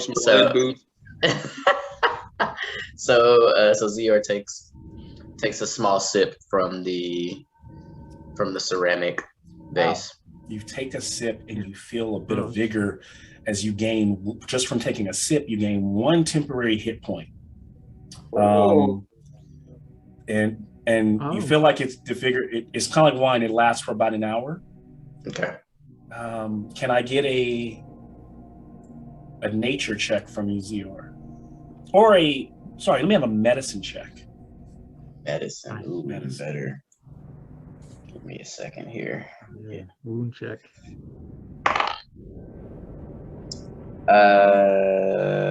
7. Okay. It's definitely +1, so 7, 8. Okay. It's definitely beneficial. Whatever this is.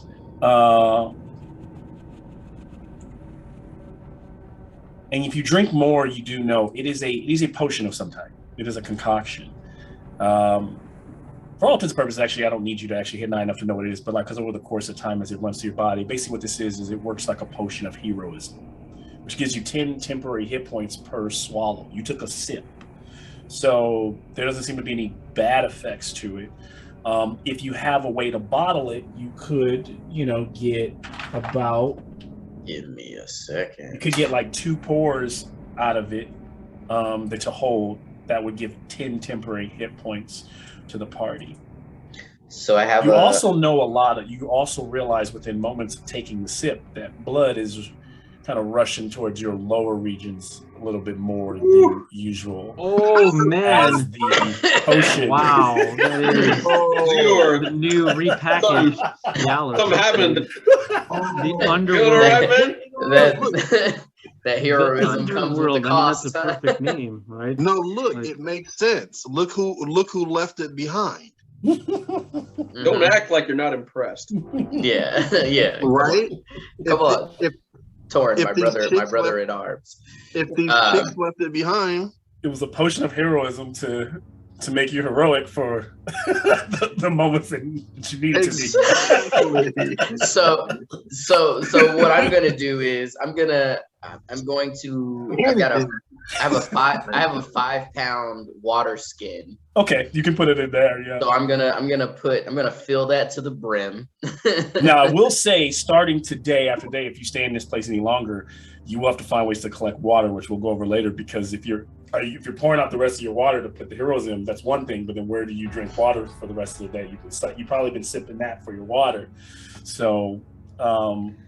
So I guess the question then becomes, because I think there's value to what we've just stumbled upon, right? Like this. There are challenges too. You could also just all take you could all just swig it or try to share it, or you could just, if there's no way to carry it, if there's no actual bottles. Have you guys ever had potions of healing? Has anybody who's, in the course of the campaign, if you've had a potion of healing, I'll assume you didn't toss your bottle. Yeah, I got. Unless you guys are just swinging bottles and throwing them, I imagine as an adventure, it's probably best to keep them for later. Yeah, I got like little ones, mini vials in my collections. Okay, so Zunis, you can collect the 2 potions of heroism if you'd like. Then all right, I got them. I will say, we're walking around all excited.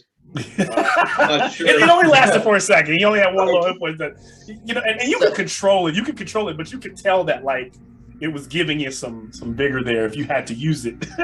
So what if I mean, you guys are gonna be in combat with a hard on, just like right. Like I think like all that next giant's gonna be like, something's not right with these guys. What's going on, guys? I think they've got ulterior motives. Yeah, we'll see. Maybe we'll have to make some con saves. The messed up part is that there's a serious condition. There's an actual real condition of that in battle. Priapism. Oh, really? Yeah, absolutely. Really? Because I know the priapism is can be an issue in real life. Well, I can imagine that worked in the heat of battle, whatever you're experiencing, whatever causes that reaction, probably can be excreted because of the situations you're put in. Yeah, the excitement, like like puts a whole lot on the term "get off on," right? Yeah, like, dude, that's crazy. Yeah. So here's my thought, because I think while us having, a small little bit of it here and there, like it is 10 hit points per swallow. Yes. So technically the way the potion works is you're supposed to take it so you get 10 temporary hit points. So if you were ever to try to siphon it like you just did, I might make you test, since you're trying to use the potion in a way it's not intended. So all I'm saying is I'm just trying to save it for later, right? Yeah. Well, we could clearly do that because Zunis has bottles. Okay, so how many bottles do you have? 2. It can only make 2 doses worth, which means there's a total of 20. Each bottle has 10 temporary hit points. If you were to pass it around and half it, maybe you can get 5 per person. Gotcha. Okay, all right, cool. All right, we good. I'm good to move on. Right. Yeah, keep it. Another survival check as we head on for whoever leads the party. 13. Oh no, sorry. Is it a +1 or a +2? Oh, +2. If you're next to Ronnie and me, or Yagos and Torin, +2. He gives you 1 and I give you 1, so it's 2. Okay, so 15. So far you have traveled without incident this next day. And as you come around the mountain, you find yourself at this point where you are led into a cavernous space, or right there on the top of that mountain where you get closer to that green orb. You realize that it feels like a cavern with no ceiling, sides of the walls kind of like stalagmites and things creeping all around. Beyond, you still see all of the underworld, but they're in this pocket of ruins. They are on a large, what looks like could have been a tower that is either collapsed directly into the ground at some time, or ruins. And at the top of a ruin, at that ruined staircase, is an archway, and that archway is crackling with that green energy. You can tell that that's probably where the material plane resides beyond. And then you hear a kind of a shuffling as a large creature kind of shifts its weight and like leans on its blade. The Philiskia, this like dead skeletal armored giant, very similar to the one you saw before. This one armored with a full shield, a helmet like a Spartan, but then it has horns coming out of the helmet, and then a large gladius and it seems to be resting at the top of the staircase, not looking at you. It's very slow. Kind of looks around. Like, this thing looks like it's been guarding this gate for like eons and just doesn't do anything. Like, no one's clearly found it. Can I have a perception check from everyone?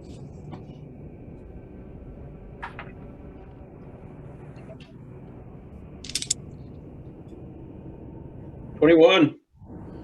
19. 10. Okay.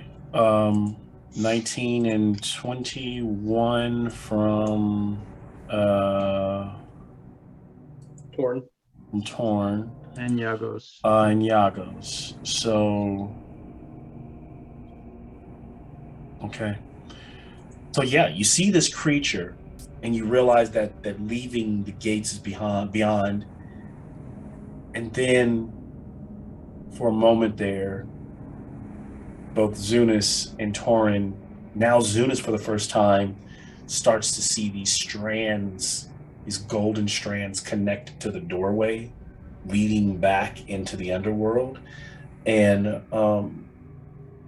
you notice that like as you touch the hilt of your blade, or what do you fight with usually, Zunis? My trident. Your trident. So as you grab your trident, you realize there are several strands, like webs, connected to your trident that have lead back into the underworld, like almost like as you've been traveling, they've been like connected to you, right? Mm-hmm. And that's all. So and so for a moment, you and Torin look at each other, realize you both see the same thing. You know, this is what Torin was. You realize you don't have to say it. You just like, oh shit, this is what you were seeing.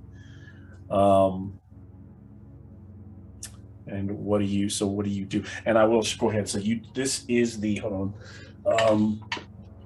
Based on what I have described, it should accurately as much match this scene here that you see in front of you. The figure sitting atop there, if you remove him, the gate at the top of the staircase that gate at the top leads out. He guards the way. Okay. And just to confirm, those gossamer golden strings that we were seeing, those are leading into the doorway? No, leading back from which you came. Oh, okay.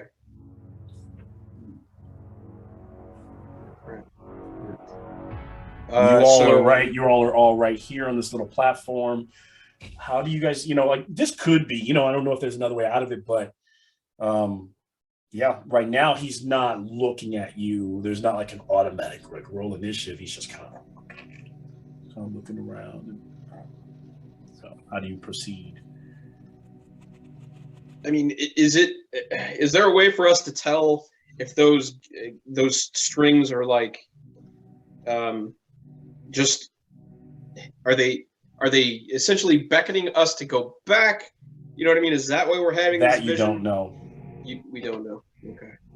And I'm not feeling like you're not feeling like they're pulling you. Okay. It's almost like just realizing. It's like if you could see air and see like, oh shit, like that's air. Like you see it coming out of your mouth. Like you're like, oh shit, I'm breathing air. It's like now you guys are like, oh shit, we're connected to the shit that, like we're like walking around in this web. Yeah. Okay. I'm going to let's see here. 1 second.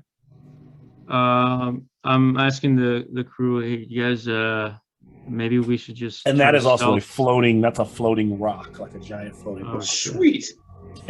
So it can be traversed as well. So who's good with stealth? Yeah, that's what I'm saying. I think we can. Let me shoot a little cloud of fog here. I also have an invisibility spell as well. Okay. I mean, is there a way that we can distract this thing to start coming down the steps, and then maybe like we can weaken the stairs? You know what I mean? They already look like they're kind of crumbly, so maybe one of us can like, kind of like Gandalf in the Lord of the Rings. You know what I mean? Like hit it somehow, but it's still stable until it steps on it, so that it falls, and then we just haul ass through the gate. I will. Would you say, Malcolm, that area is like how far away from? Can I perceive the distance? Like 100 feet, 60 feet from this. From where you're at to the creature. Yep. Yep. You can see there, probably better from the top down view. Oh, I see. Yeah. Only about 10, 20, 30, 40, 50, 60, maybe 65 feet, 70 feet. So yeah, you're with. So now from the top view, you should be able to better see like exactly kind of like the layout of how far you are from the creature. Mm-hmm. So yeah, that's what you see. I would like to use a 3rd level spell slot for fog cloud. So it gives me another 20 feet each level. So 20, 40, 60 feet radius. Okay. 120-foot range. So I have to concentrate up to an hour. So I want to just try to obscure the vision. Hopefully. Okay. Describe your fog cloud. How you cast it, what it looks like. So my kind of vest opens up, my gills kind of get exposed as I close my eyes and kind of you can see the sand lifting up from the ground, and as some of the cloud leaves my hands and also my gills out, and then this fog kind of just permeates the area of that ruin. Okay. The fog at first, the creature seems to ignore it until it starts to really rise around it. Through the fog, you can see it kind of perking up, like, what is this? And it kind of stands and goes into like a guard, like almost like a phalanx if it had guards beside it formation. Its shield kind of notched to where it places the blade on the edge, and begins to just scan the environment. Can you all give me a very well advantaged perception check, as the creature will clearly make its perception check at disadvantage. Very hard to see through the obscurity of the smoke or the fog. 25. 12. 16. Oh.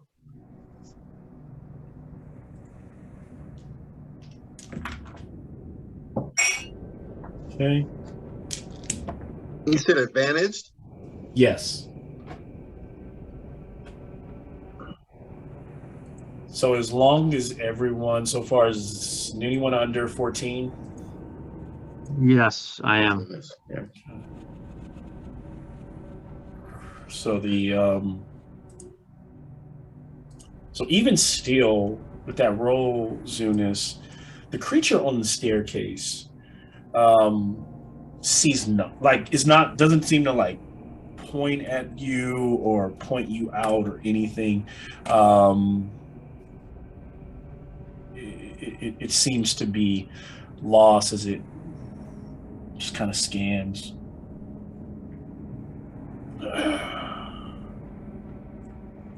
And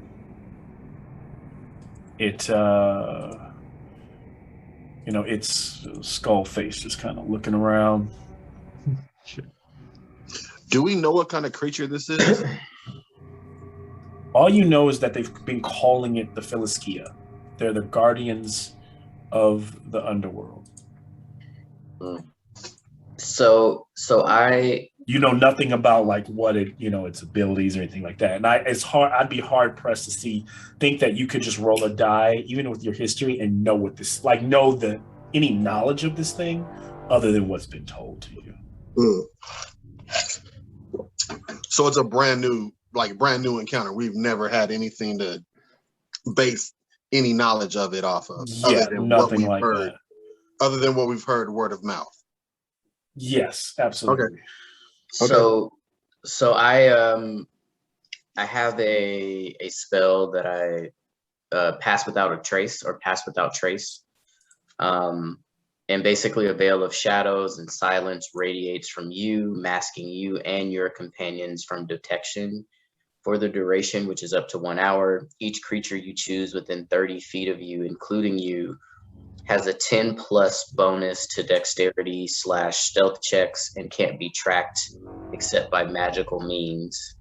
A creature that receives this bonus leaves behind no tracks or other traces of its passage.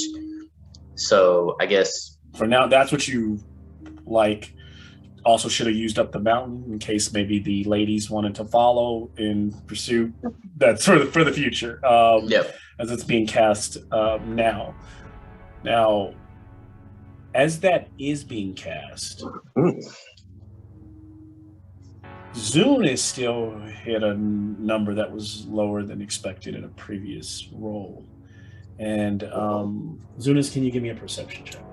Come on, man. Come on, man. Oh, fucking balls. Those 4. So, Shit. Zunis doesn't. God. God, no. Come on, be gentle. There's like gentle. A skittering of something as Zunis sees that something is crawling down that floating rock. Skittering. And it leaps over down and surprise attacks Zunis. Just if you see it there, it's this four-legged, one-armed creature. Like it's very arachnid in nature, but with like a centaur, but with a four-legged spider body. Oh man, that's cool. Though its feet have full-on humanoid hands, like fingers on the feet. What the shit? So it's not. This? So it is like part human, part, and it lands right in front of Zunis, and leaping in will attack. Its face is muddled and weird, like a strange Nyx vortex, similar to Krufix, but in a very like awful way. And it lashes out with one of those loose claws. Because it's a surprise. Now, Zunis' pass without a trace still counts here for any future stealth, unless you can get rid of this. You know, you can still get the +10. But as through the fog, the Philistia is beginning to look. That first strike, it's a 27. And you will take. So Tauren takes 8 slashing damage from the claw. Bye-bye. And 5 psychic damage. As it hits you, like, you feel the strange like flashes in your mind, and as you flash, you can see now that those strands are on the creature. You can see that there are strands that it was crawling off of, and they're like also connected to you, and then they're gone, and you're just kind of scrambling to fight back. Here's the thing: we've got to roll initiative here to get out of this situation. Doesn't mean the Philistia has made contact or sees you yet, but roll initiative. Man. Oh boy, here we go. Come on. Oh my god. Nat 20. Oh my god. Oh, nice. 23. So I already know I know what I'm gonna do. That's good. That's fine. I rolled 13. Same here. So Tauren, Zior got a nat 20. So is it 20 total? 20 which plus your dexterity is what? To Zior. 20 what though? You still it would be 25. 25. Nice. Yeah. Oh. Tauren, what you got? So I rolled a 13 for initiative. 13. Yagos? 13. All right. Zunis? 7. 7.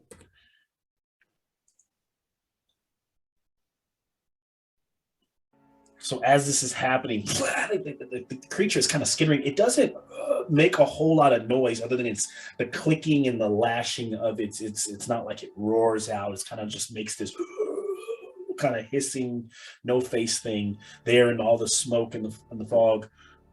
Zero, what do you do?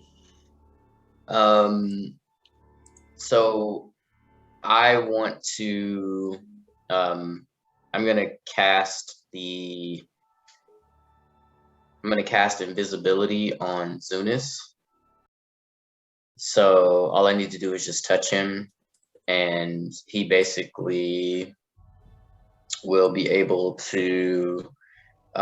Anything the target is wearing or carrying is invisible as long as it is on the target's person. The spell ends for a target that attacks or casts a spell. So you're making Zunis invisible. Correct. Okay. So creatures that just means they have disadvantage on the strike. I know in D&D it sounds like you're in complete, unless you're doing greater invisibility. people can still shoot at invisible creatures or attack invisible creatures. They just get complete disadvantage on like where they're moving. Yeah, that's fine. I'm just trying to give him a little bit of an edge since he got surprise attacked. Perfect. So maybe that gives him a little bit of respite. All right. So as you do that, is there anywhere else you want to move or? And then because we're still under like the pass without a trace. So does this creature have an understanding of where everybody else is? Yeah. The only thing that's affecting the pass without a trace is the guy on the hill. This creature knows exactly where you're at. Where we are. Okay. Mm-hmm. Then I'm gonna actually, I think I'm gonna hold my ground and maybe even potentially try to deflect so that he'll come after me next and not Zunis. Okay.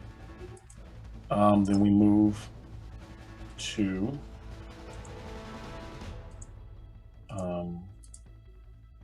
the Philoskia. So the creature, it will. So since pass without a trace, give me a stealth check from all of you. You do get advantage because of the cloud.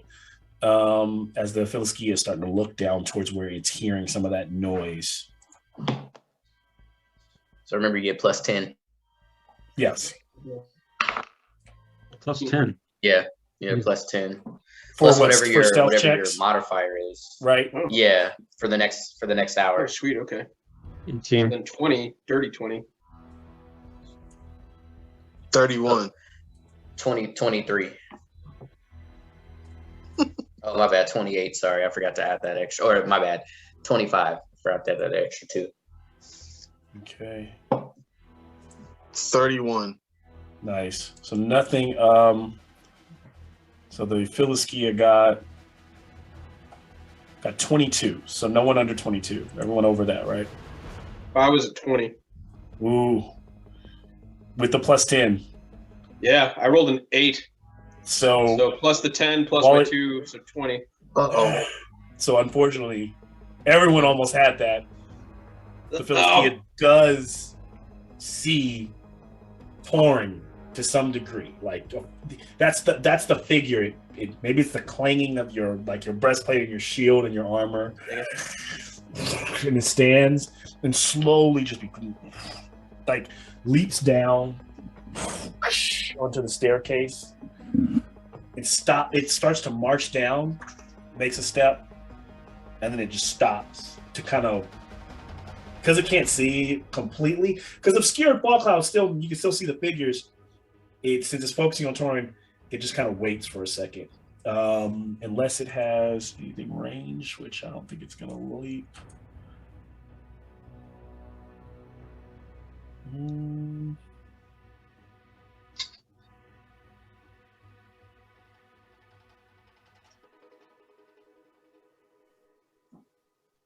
Okay, so far so good. Yeah, no, it will wait. This moves us to the creature that is in front of Zunis. Will attack Zior with a claw strike for 16. Does that hit? Yeah, it does. Barely. As you and him exchange blows, this thing, it just barely grazes the mane on your neck. How close are we to each other? You're locked in, you're all within 5 feet, because you all been being super coped in this clusterfuck because y'all been using each other's aura. So I imagine you guys are all within 5. Where I have you on the board, you're probably the farthest from the creature at about 10 feet, Yagos. Since we'll focus on being down here.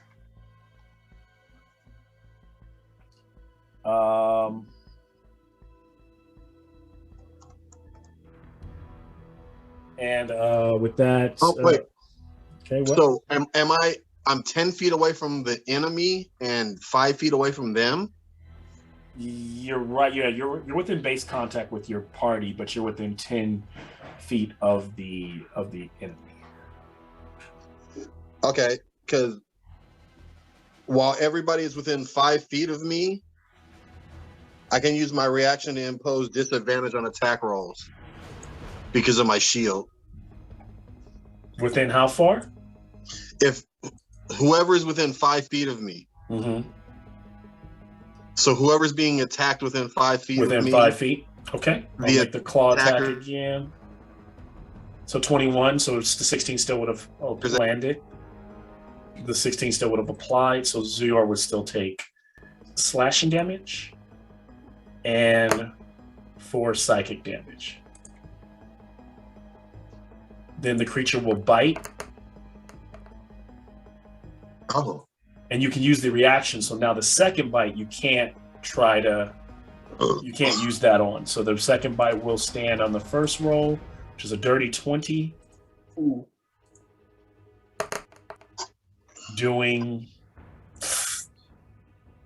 as 0, it bites down to you. Like, you haven't felt this weird, almost weird bite like this. It's in the bite, what you realize is the entire face of the creature. You realize there's a maw around where there's a nick, there's a void inside of its face.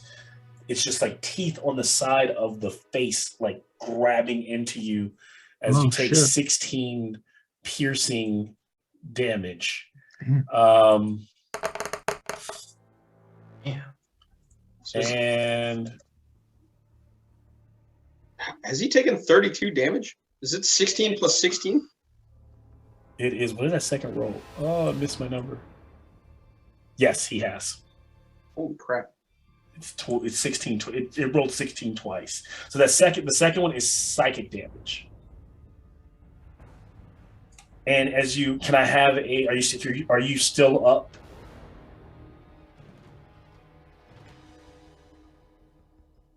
Are you still alive, Yagos? Yeah.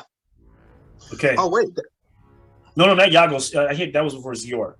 Oh, yeah, that was. Oh, yeah, that was 0. That was a me. Hold on, what? Wait a minute. What I just hit you with like 32 points of damage. Oh my goodness.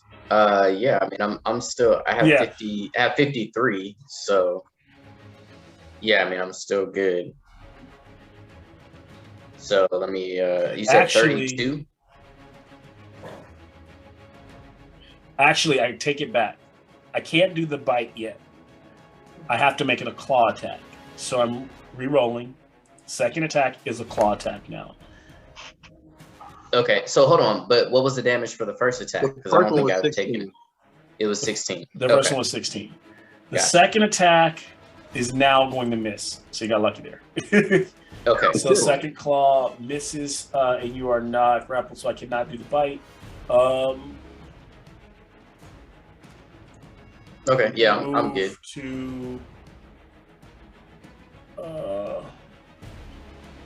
I need a perception check from everyone. No. Wait, in the middle of battle? Yes. 17. Okay. He said it in the middle of 4. Nice. Yeah, come on. 16. All right, so you guys are starting. Remember, man, you're not adding your 2. So you're 18. No. 18. Those that aura protection is only on saving throws. Is it? Yeah. Yeah, the aura protection is on saving throws. I just reading that. Shit, I'm sorry. It's all good.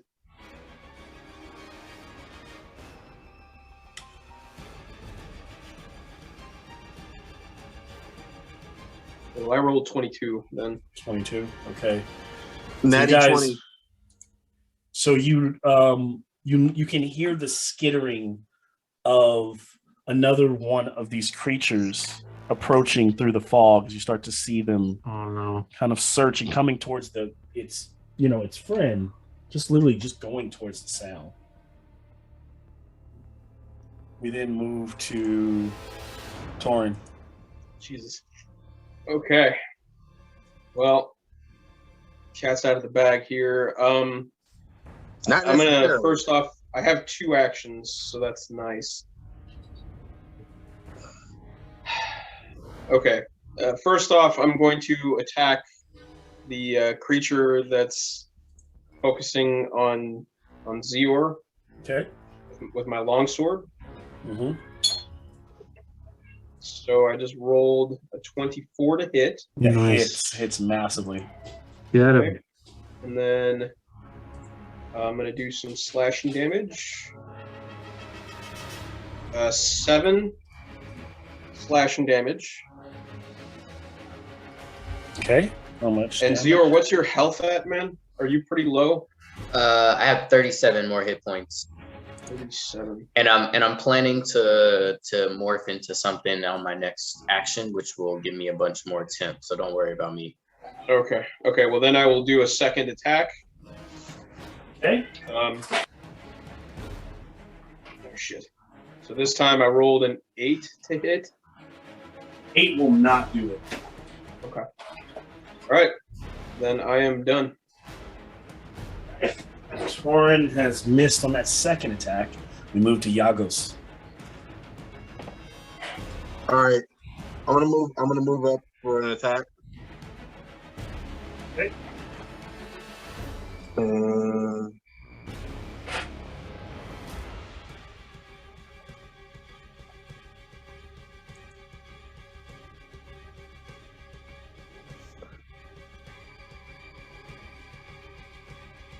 And I know your pass without trace is really good, but Zior, but with Torin's fail, even with a +10, it just means that all the clanging and the noise is just it's too much to overcome. Bringing them to him, yeah. Sorry, might throw that thing out there again. Yeah, if he gets too crazy out here in these streets. 21. 21 to hit. That hits. Oh, I never got the damage on the first hit, Torin. Oh, 7. 7. Okay, that's it. Okay. Yagos. 10 on the first. 10 damage. All right. I have another attack.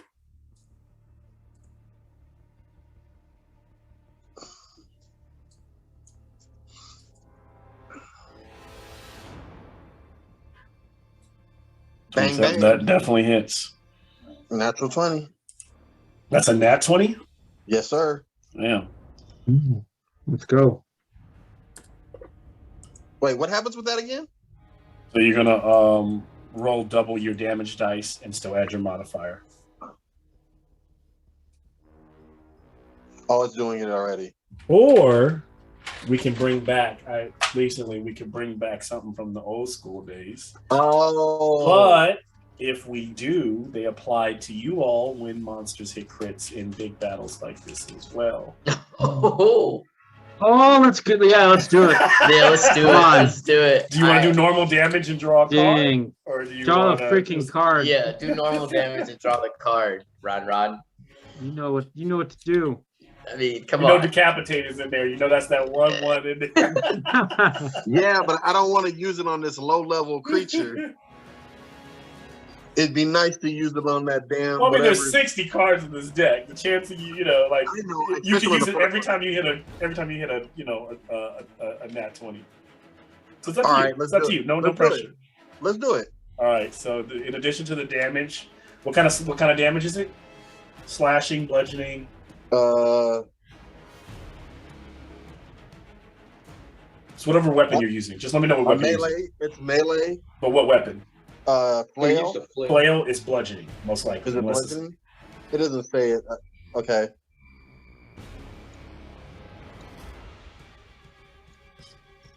All right. Roll a d4. Roll a d2. D2 is going to be give me a roll of a d2, which is a d4 halved. Oh, okay. So what? Yeah. Sorry. For everybody or just? Just for Ron, just for Yagos. Okay. So the pyramid, right? Yes. Mm-hmm.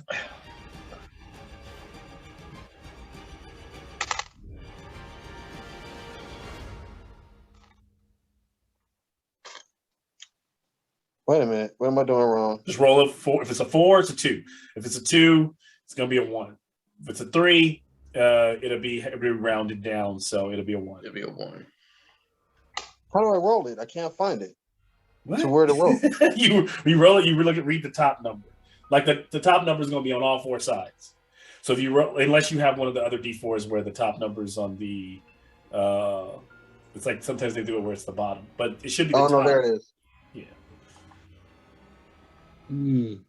Roll the 4. So 2. So 2. So for the next 2 turns, this thing is stunned as you've collapsed one of its lungs. Now give me the damage.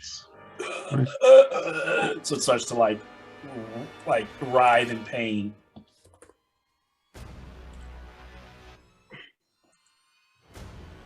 So it's incapacitated.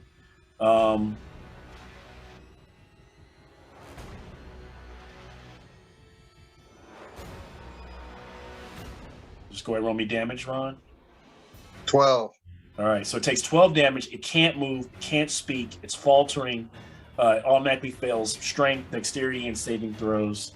And attacks rolls against it have advantage for the next 2 turns. So that's a lot better than maybe I think than the double damage. Absolutely.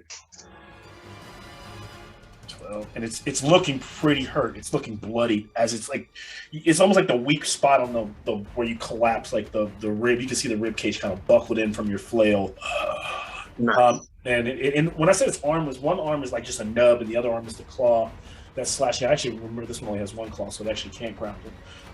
And then we move to Zunis. Holy smokes! Good. I'm gonna just finish the deal here. He's right in front of me. I mean, might as well get to it with my trident.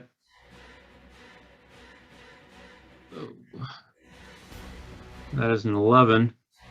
That will not hit. That will not hit. Second attack will fucking hit at a 26. Definitely. I'm gonna use one of my die to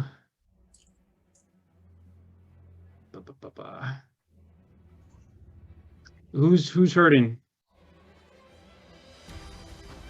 I mean, I'm at 47, but I don't know. I'm all right. Okay. I don't think anybody 47. Well, 47 to 60, you know. Yeah, well, yeah, I feel you on that. But I mean, that's a far cry from when we were at like 12, right? Yeah. Exactly. Yeah, I don't think there's anything to worry about right now. Yeah, I think we're all right. Yeah. Okay. How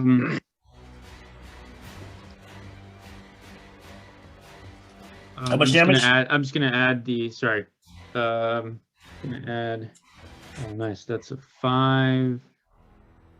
1 second. Sorry, my bad. Creature's looking pretty jacked up.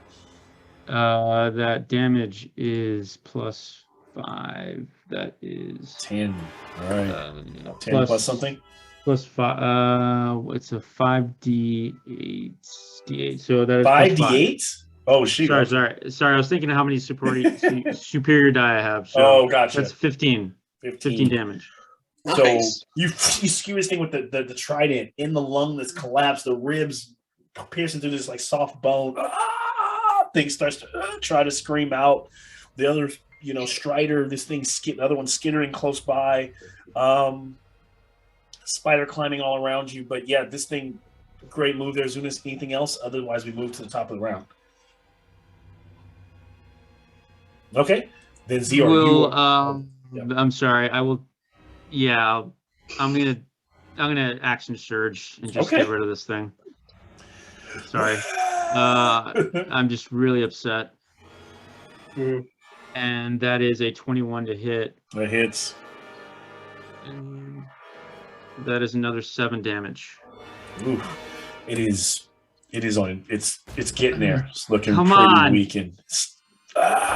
It just kind of like pulls in, like it kind of pulls you, like it grab, with one claw it grabs the trident, it leans in. You just see the nicks inside of like in its throat and those teeth just around the edge of its face. As we move to Torin.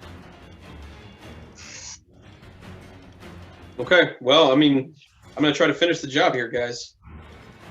All right, so I'm going to attack with my longsword again. Yep. 17 to hit. That will just hit. As it staggers it, pulling back off of his trident. So then, I'm gonna try. I mean, it's slashing damage, right? Give me that damage. Yeah. Damage. Yep. 5 for my first attack. Okay. You lop the other arm off now, just armless now, just skittering. The hands are grabbing the feet hands are grabbing at like your ankles. All right, so I'm gonna try to cut off his feet hands because they're fucking creepy. Next attack pouring out of everywhere. 22 to hit. Hits. Okay. Get him. Finish the job. I can't imagine you not finishing this. Go. I really hope that I do. All right. 8 damage. How do you do it? Go rushes forward. I'm holding it with my trident. Yeah, he's like pushing it's like you're fishing. Hurry up! It's getting closer. So as his like Nick's face tries to come near Sunas, I'm gonna like slash like right underneath like its neck to decapitate it. And send its head flying towards its buddy, just to be intimidated. Like, fuck you, other creature. Here's your bud's face coming at you. Hopefully, like bites him as it floats off near him. Like, wait, what are you trying to do? You trying to throw the head off so it goes towards the other buddy? Well, I mean, like I'm cutting at it, right? Yeah, and I'm hoping that like I've aimed it well enough to where its severed head will have enough momentum to fly towards the other creature. Oh, Lord. To get it off like 300 slow motion. The head is like spinning in the sky. Exactly. And it hits the ground, and the other creature stumbles over it and almost goes prone for a second on the head. The body is gone. At that very moment, you can hear this boom, boom, boom, as the Philiskia, you can through the fog is just rushing down those stairs, and as it's like clambering down the stairs, it jumps. There's like a little short gap. Oh shit! No! It puts its shield in just to slam against all of you, just rushing through with the shield. I need shit.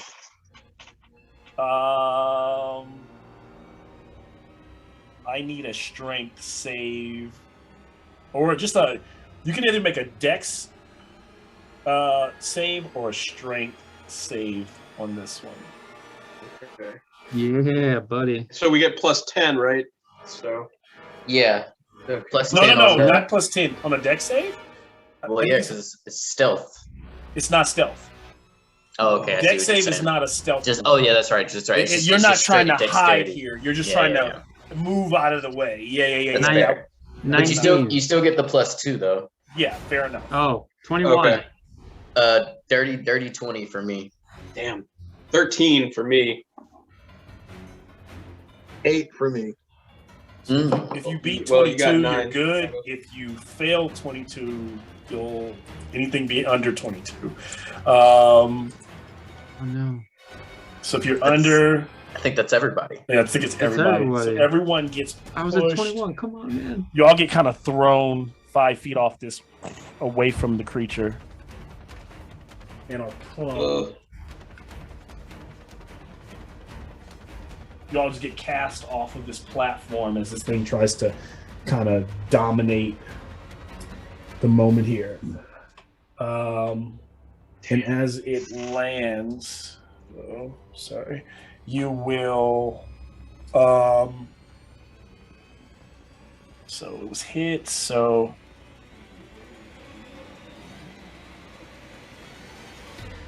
all of your strength scores, score, so your total number, like so if you're 16 strength, 15 strength, 13, whatever that is, that goes down by 3. Oh, wow.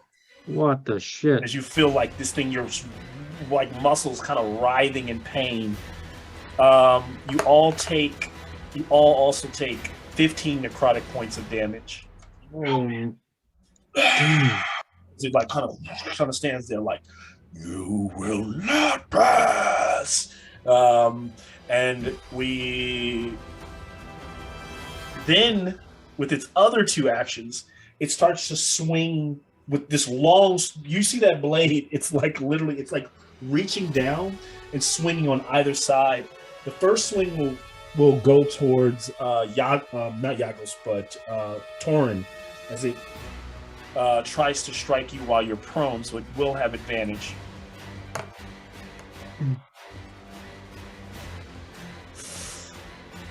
That will hit with a 23. Oh. Jeez. Okay.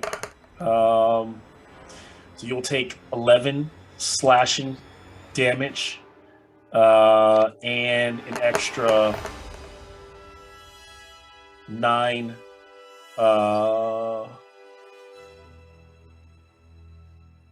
9 necrotic damage. Jeez. And then it reaches back on the other side towards Zior, swinging that blade for a 27 with 15 points of slashing, and it's rolling low on and 5 points of necrotic. And now the creature is done. The Philiskia. So just like that, I'm at 2 hit points. The other Wollstrider is staggering to get up and seems to be kind of lost. And when as it moves through, it sees the Philiskia, like it was about to rush and like just chop Torrent, like it was coming in and like kill Zior. And then it looks up and sees the Guardian, and you could tell they're not on the same page. As this giant longsword, and it kind of like skitters away into the shadows, away from the giant. Torin, if I'm not mistaken, who did I start the round with? I'm sorry, I started with Torin, and that was wrong. I should have started with Zior. It's a Leonin thing. No, I have to correct that. So Zior, if there's something that you would have done, please do it now. Or what were you going to do? Would it have changed the situation? Well, I was just gonna potentially in the sense of like more hit points. Okay, so then you could do that if that helps you, because he's still gonna come unless it stopped him from rushing down and jumping onto the platform. No. But if it's better that you're going second, then go ahead and react differently. But go ahead. No, I was gonna turn into a giant lizard. Okay, so then the lizard would have taken those hit points then. Right. So then that's fine. So what we could do is transfer those points to the lizard. So then let me. So I need to go back and heal myself by 20. Yep. Right. Yep. And then immediately take those 20 away from your lizard form. So heal myself. But hold on. What happened in that place? And that might allow us to get up the steps and get out of his, out of sight before. Because I agree, like he gets 3 freaking attacks, and you're gonna get regular damage plus necrotic. Like we did quick. Yeah. My concern, like versus going towards the gate rather than going back, is we would have. I mean, aren't we supposed to be destroying the gatekeeper so that the return can go through, rather than just discovering it?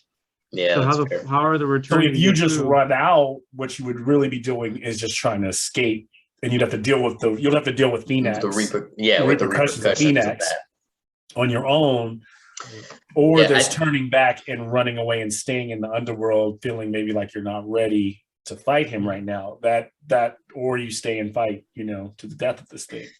I mean, to me, it feels like we die if we continue to fight. Like I don't think we're strong enough at this state. I mean, to me at least. Yeah. No, I agree. We need to. Bro. Like, and either way, you're either. So if you're running up and just exiting and going back to the material plane, you gotta send that broken. It's a difficult terrain staircase. So whatever your speeds are, unless you can find some ways. I mean, I'm sure there's some ways up there with you guys' abilities, but yeah. So. Okay. Yeah. I mean, so rough terrain for me is fine as long as it's non-magical. So like that's not an issue for me. I also have I also have a spell called Haste, but I think it's only for one person. Basically, you choose a willing one person. Yeah. Yeah. So what it does is it basically the person that I choose, their speed is doubled. It gains a 2+ bonus to their AC. Has advantage on dex saves, and it gains an additional action on each of its turns. Those actions can be used only to take the attack. One weapon attack only, dash, disengage, hide, or use an object action. Okay. And also remember, I've got another aura going, the aura of alacrity. So walking speed is increased by 10 feet for me. But also, if I'm not knocked out, anybody within my 5-foot range also gets an extra 10 feet of running. Cool. There is one caveat to the haste. When the spell ends, the target can't move or take actions until after its next turn, as a wave of lethargy sweeps over it. So it lasts up to a minute, just so everyone's aware. Oh, that'll be enough time. Yeah, to get away at least. So I'll let you guys decide in game what the plan is, if we're fleeing, if we're staying, but you guys can, because as you're taking your actions, you can role play calling out to each other and talking to each other. But right now, technically, Zior, it's your turn. You've just done you transform into a lizard. Yeah, so now I'm back. Now I'm back to being Zior because the lizard died. Because as soon as you died, he's like, he got smoked. So you can stand. You can spend half your movement to stand up from being prone. So I think what I'm gonna do is run away. Where am I? Let me see. Where am I in relation to everybody? Can you see if you pin your screen? You're here, and if you look at the other screen, you're. If you look at the top screen, you're here. Everybody's like right. Like actually, Torin, you're not that. Everybody's like right. Okay. That's why he was able to like reach down and strike, because it's within +10. So he's like pretty much he blew you off the platform and then was just literally like stabbing down around either side trying to like kill you. Okay. So my thought is, because I think I want to use. Well, is the plan? Are we trying to get out of here at this point, guys? Are we not staying and through fighting? the gate? I'm staying in the underworld. Yeah. Going back. There's more that we can do here. I mean, we didn't even have the assistance that we were supposed to get from Phoenix. Maybe we can like go around and see if we can find more of his, his undead more people. rocks. So maybe you guys came to the location a little too early, and maybe going back and getting the assistance needed might be the way, so that you can overwhelm the guard. This is what I'm gonna do. I am going to cast invisibility on myself. I forgot. I didn't strike Eunice though. Because Eunice is. I'm sorry. I didn't mean to cut you off because I want to make sure I didn't cheat. Make sure I have disadvantage on strikes against Eunice because it's still right. But you also got hit. So did you make a con check to make sure you didn't drop your spell concentration? Is it a concentration? Is it a concentration spell? Invisibility, because you need to hit a 10 or more on. How do I know if it's a concentration spell? Whatever this read the spell invisibility, whatever you cast. Oh yeah, duration. Yeah, it is. So just go ahead and give me a con check. It's not a save; it's a con check, and then if you hit 10 or more, you're okay. Yeah, I got 13. Wait, what is it? Wait, yeah, you're good. So then he's still invisible.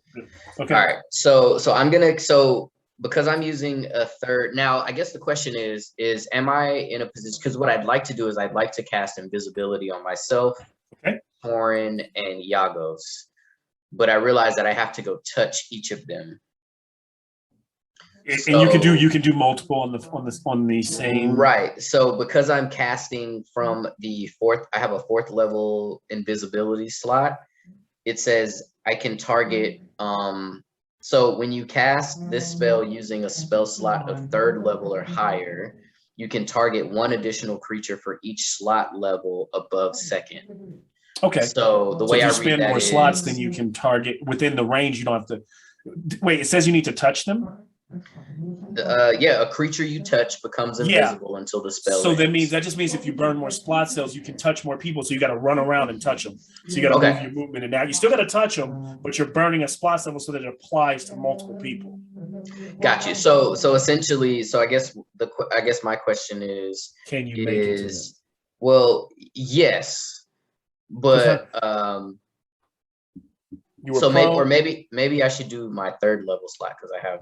Anyway, So, if you did 10, 20, what's your movement speed? My movement speed is, I think it's 35. Plus 10. Oh yeah, 45. Sorry, that's right. Plus 10. Okay, so then you would be able to get to at least 2 of them. So Zunis is already good. So I would need to. So I would need to go down to get Torin, and then come back up to get Yagos, and then we're out of there. Does that make sense? And then we're booking it back that way anyway. So my thought is, I'll give you the shallow water here, and not even treat that as difficult terrain. So 10, 20 to get to 20, 30. This is difficult terrain. So. But difficult terrain doesn't apply to me. Doesn't apply to you. Okay, 30. Yeah. 40. That gets you to Zunis. So the problem is already invisible. Your problem is trying to get to both of these guys. Right. So my question is, Mal, what if I go to Torin first, and instead of making the lap all the way around, I go to Torin and then come back by where the fire, that little lantern is, and then try and grab, and because I'm headed that way anyway, right? Like, isn't that the exit? That's the direction we're headed in as a party. This way? No, the other way. This is the other way. Yes. So because we're trying to leave. 20, 30, 35, 40, 45. What I'm saying is I don't see you getting, remember you can move 45 feet. I don't see you getting more than getting there and getting back. Okay, but you still can't touch. That's fine. So what I'll do in that case then is I will use I won't use my 4th level, I'll use my 3rd level slot. And I will do I'm gonna cast it on myself and on Torin, and then I'll catch Yagos on the way out if need be. We might be hightailing it out of there by then. All right. So you run over, you apply your lay hands. Torin, you start to feel that energy coursing over you, making you stealthily invisible, where the creature's starting to see you guys shimmer there in the fog, having a hard time seeing you. As you make a hasty retreat, moving back around the other way, Zior, we then move to Zunis, if I'm not mistaken, unless there's something I missed. No, I'm going to just leave. I'm just gonna head in the opposite direction. I'm also gonna spend I'm gonna use a maneuver called evasive footwork. Okay. Which will give me, I got +6 on my AC while I'm moving. How far can you move? 30? Because you just stood up too, so you move half your movement. So 30 feet plus whatever I got from the. Is there? That's another thing too. I meant to say that's 10, I think. So you would see. Remember, you guys are prone, so you're only moving half your speed. So even Zito would be shorter distance because he would have to get up. He had to jump up as a Leon, and so you're not going to get your full movement. You're going to get half your movement. Okay, so that's 20 feet. But no, so what you can do is if you're not using an action. I'm not using an action. Double that. You can dash and use a bonus action and then just double it, right? To just get the hell out of dodge. Yeah. Here would probably still be like over here. Zunis is running. It's just like the fuck out. The thick creature is swinging this giant sword around. That's all I can really do. As this is happening, we move to the top. Probably going to be the last since everyone is running. Zior, you are up. Okay. So I am moving towards Yagos, and I'm gonna hit him with invisibility. Okay. So moving completely all the way. So that gets you to Yagos, definitely. And so using another spell slot now to hit him with invisibility. Right. So I'm using one of my 2nd level spell slots. So I have invisibility in my 2nd, 3rd, and 4th level. Does that make sense? Yes. Really, Brett? Hit me with the Pirates of the Caribbean skull. Yes. Good. Yes. Yes, that does work. Okay. And then if I have enough if I have enough, like whatever I have left in my movement, like I'm using that up, and I'm yelling at Yagos, "Let's get the fuck out of here! Let's go! We gotta go! We gotta go, bro! We gotta go!"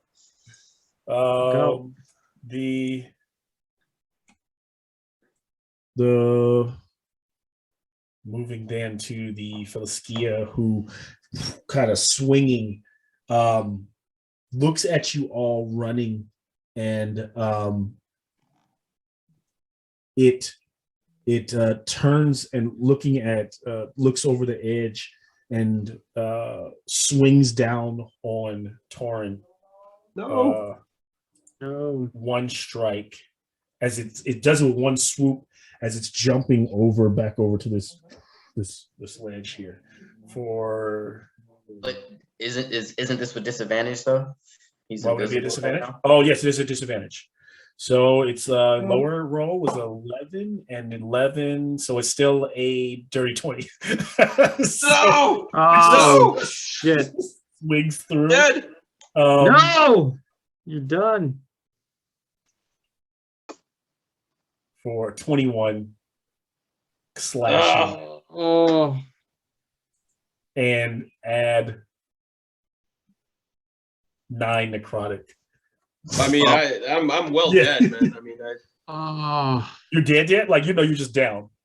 No, down. I'm done. Okay.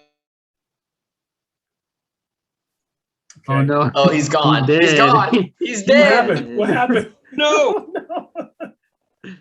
Wait, I'm back. Sam? I think. Okay, Sam. Oh, God, he lives. Great timing. The creature leaps over to the other side and starts to walk up the staircase and looking over its shoulder as you hear Torin scream out, and you hear the collapse of his armor. You guys are safe as this thing is moving its 40 feet back up to the mountain, like looking over its shoulder as it's dragging its blade behind it.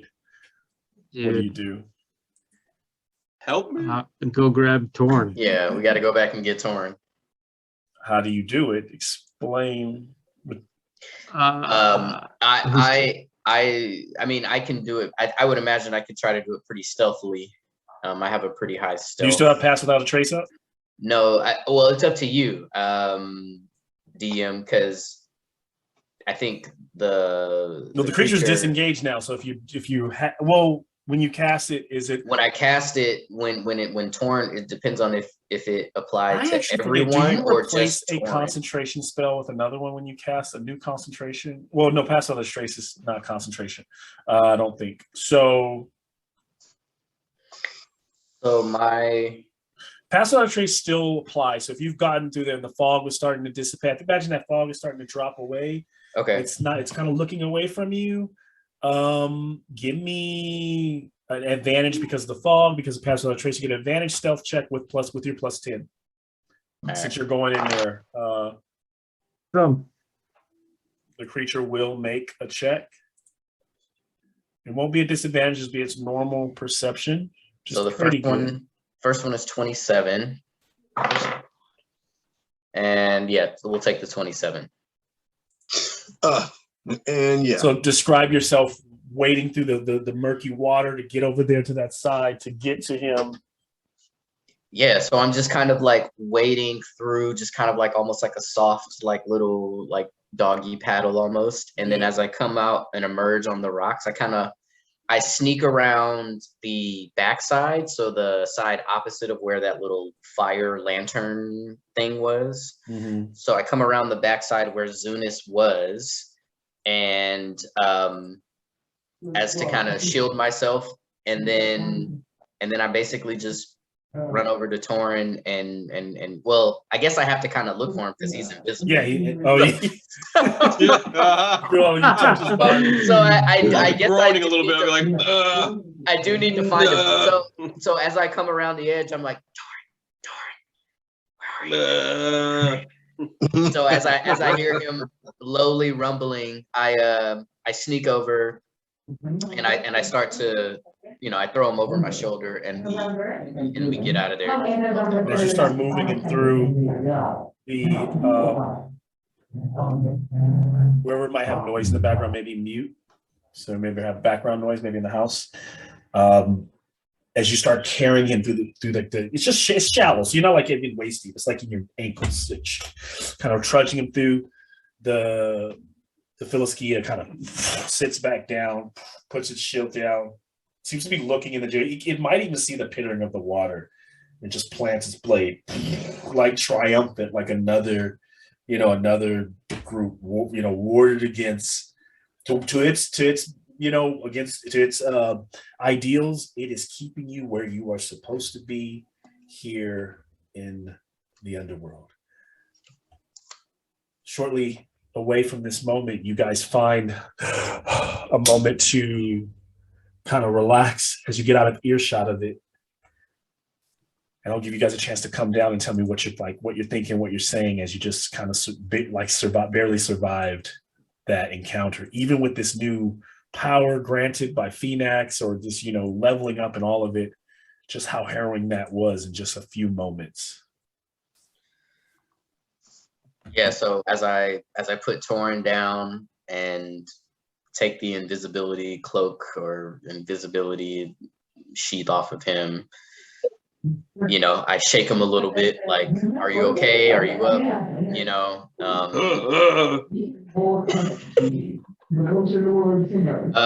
And basically, like, I look around at everyone and I'm just like, man, like, that was crazy. And we definitely weren't prepared for that. Not at all.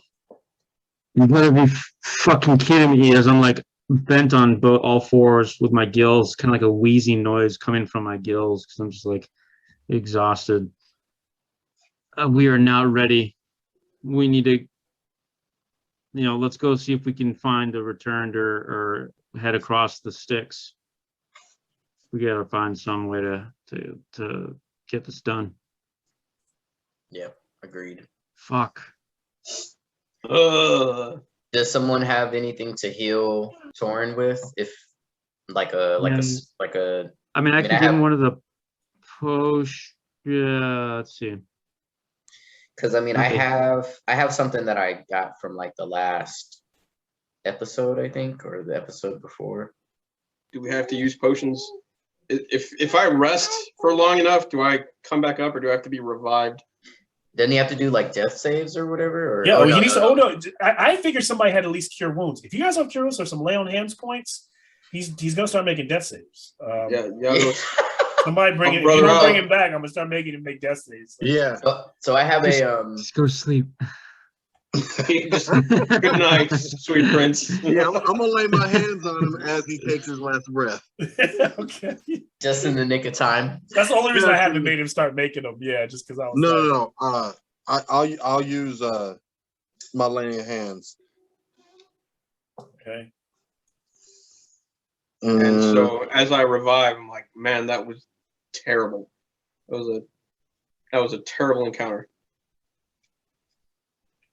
And as you guys begin to descend that kind of staircase, maybe looking for a place to just get out of earshot, the creature is gone. As you kind of come around one of the corners, this part of the staircase seems like it's built by humanoid hands, and then parts seem like they're natural. You see a familiar figure in front of you once again. The faceless. It's actually not what I'm looking for. Everything's freezing. I don't know why. Can you guys hear me? Mm-hmm. Okay, just making sure. Like everything's acting work. But the faceless embodiment of Krufix, and with its arms outstretched, I am sorry, my champions. I fear I have failed you. I am not Phoenix. He is not permitted in the underworld. Hopefully you will trust me. We're not going to fall for this twice, so let's do an insight check just in case. Insight checks? Yep, all around.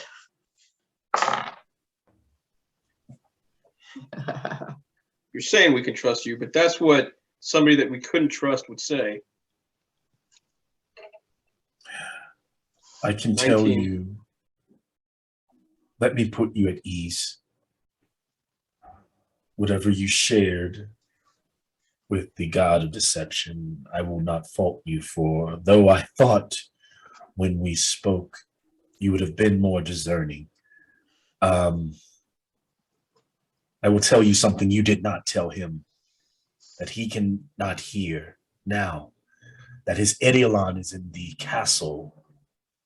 He does not know this still. He just knows that he needs to bring the Titans back. I was actually coming to you because I believe that you staying in the underworld could serve a greater purpose. He wants you to kill the creature on the mountain, but if you want to be true heroes, the task I ask is much more dangerous and perilous, and I cannot offer you returned armies to help. To stop Phoenix, you could journey deeper into the underworld, into the belly. I can share with you where to go, an arcane machine that leads to the deepest depths, to my sister, Clothes's Hall of Fate. There, you will find the strands that connect Phoenix to his fate and sever them so that he may not bring back the Titans. It is one such other way I have found we may be able to thwart his efforts. What say you? And what was the insight check total? For whoever got the highest? I rolled a 19. I rolled a 18. I'll tell you, Phoenix is pretty damn high. You'd have to get a pretty good roll. 19 is decent. So even metagaming wise, this could be Phoenix. It could clearly be like playing you, but you do not feel, even with all of your, being so on edge, this creature, this thing has the presence more of the Crufex that actually Torin never spoke with. So Torin feels comfortable. Everyone else, it seems like this is the Crufex from the dreams. At least this time you are being concerned. Is there anything else you ask it or share? Is this something you're willing to do? And another thing, it is completely opposite of what you were just asked by Phoenix. Unless Phoenix is just asking you to do it to see. But is there truth to the fact that Crufex, like Crufex saying is, can Phoenix come to the underworld? So can this even be Phoenix then? I think it's worth, I feel comfortable enough in what he's saying to go and at least explore the strand possibility, because not once but twice I've had a vision of these things, and if there is any way that this will help us stop the Titans release, I think it's worth investigating. Yeah, I tend to agree. I think coming back from when we were in Phoenix's kind of dreams world or whatever, like there was kind of this deeper thought of that there was something else that we could potentially do to impact this whole return of the Titans. So maybe this gives us that opportunity. Yeah, I think so. As long as it gets me away from this giant skeleton. Good. Let us walk and talk as I shall explain to you how this can be done. And you just kind of have a shot of you all kind of walking down these staircases along these sheer drops. Like if you fall off, it's utter kind of death at any given point. But as you travel, you seem safe with the presence of Krufix. And you kind of see you all just kind of traveling down. And if there's nothing else to share, you all are possibly now on a different path. Instead of going back to the world, you're deciding to take a journey into the, and if the Philiskia is as dangerous, then what other dangers lie deeper in the world that you are? But you face it with Krufix at your backside, and we'll crash to black it in there. Good game. Wow. Yes, that's. Oh man, what a crazy today, boys. Yeah.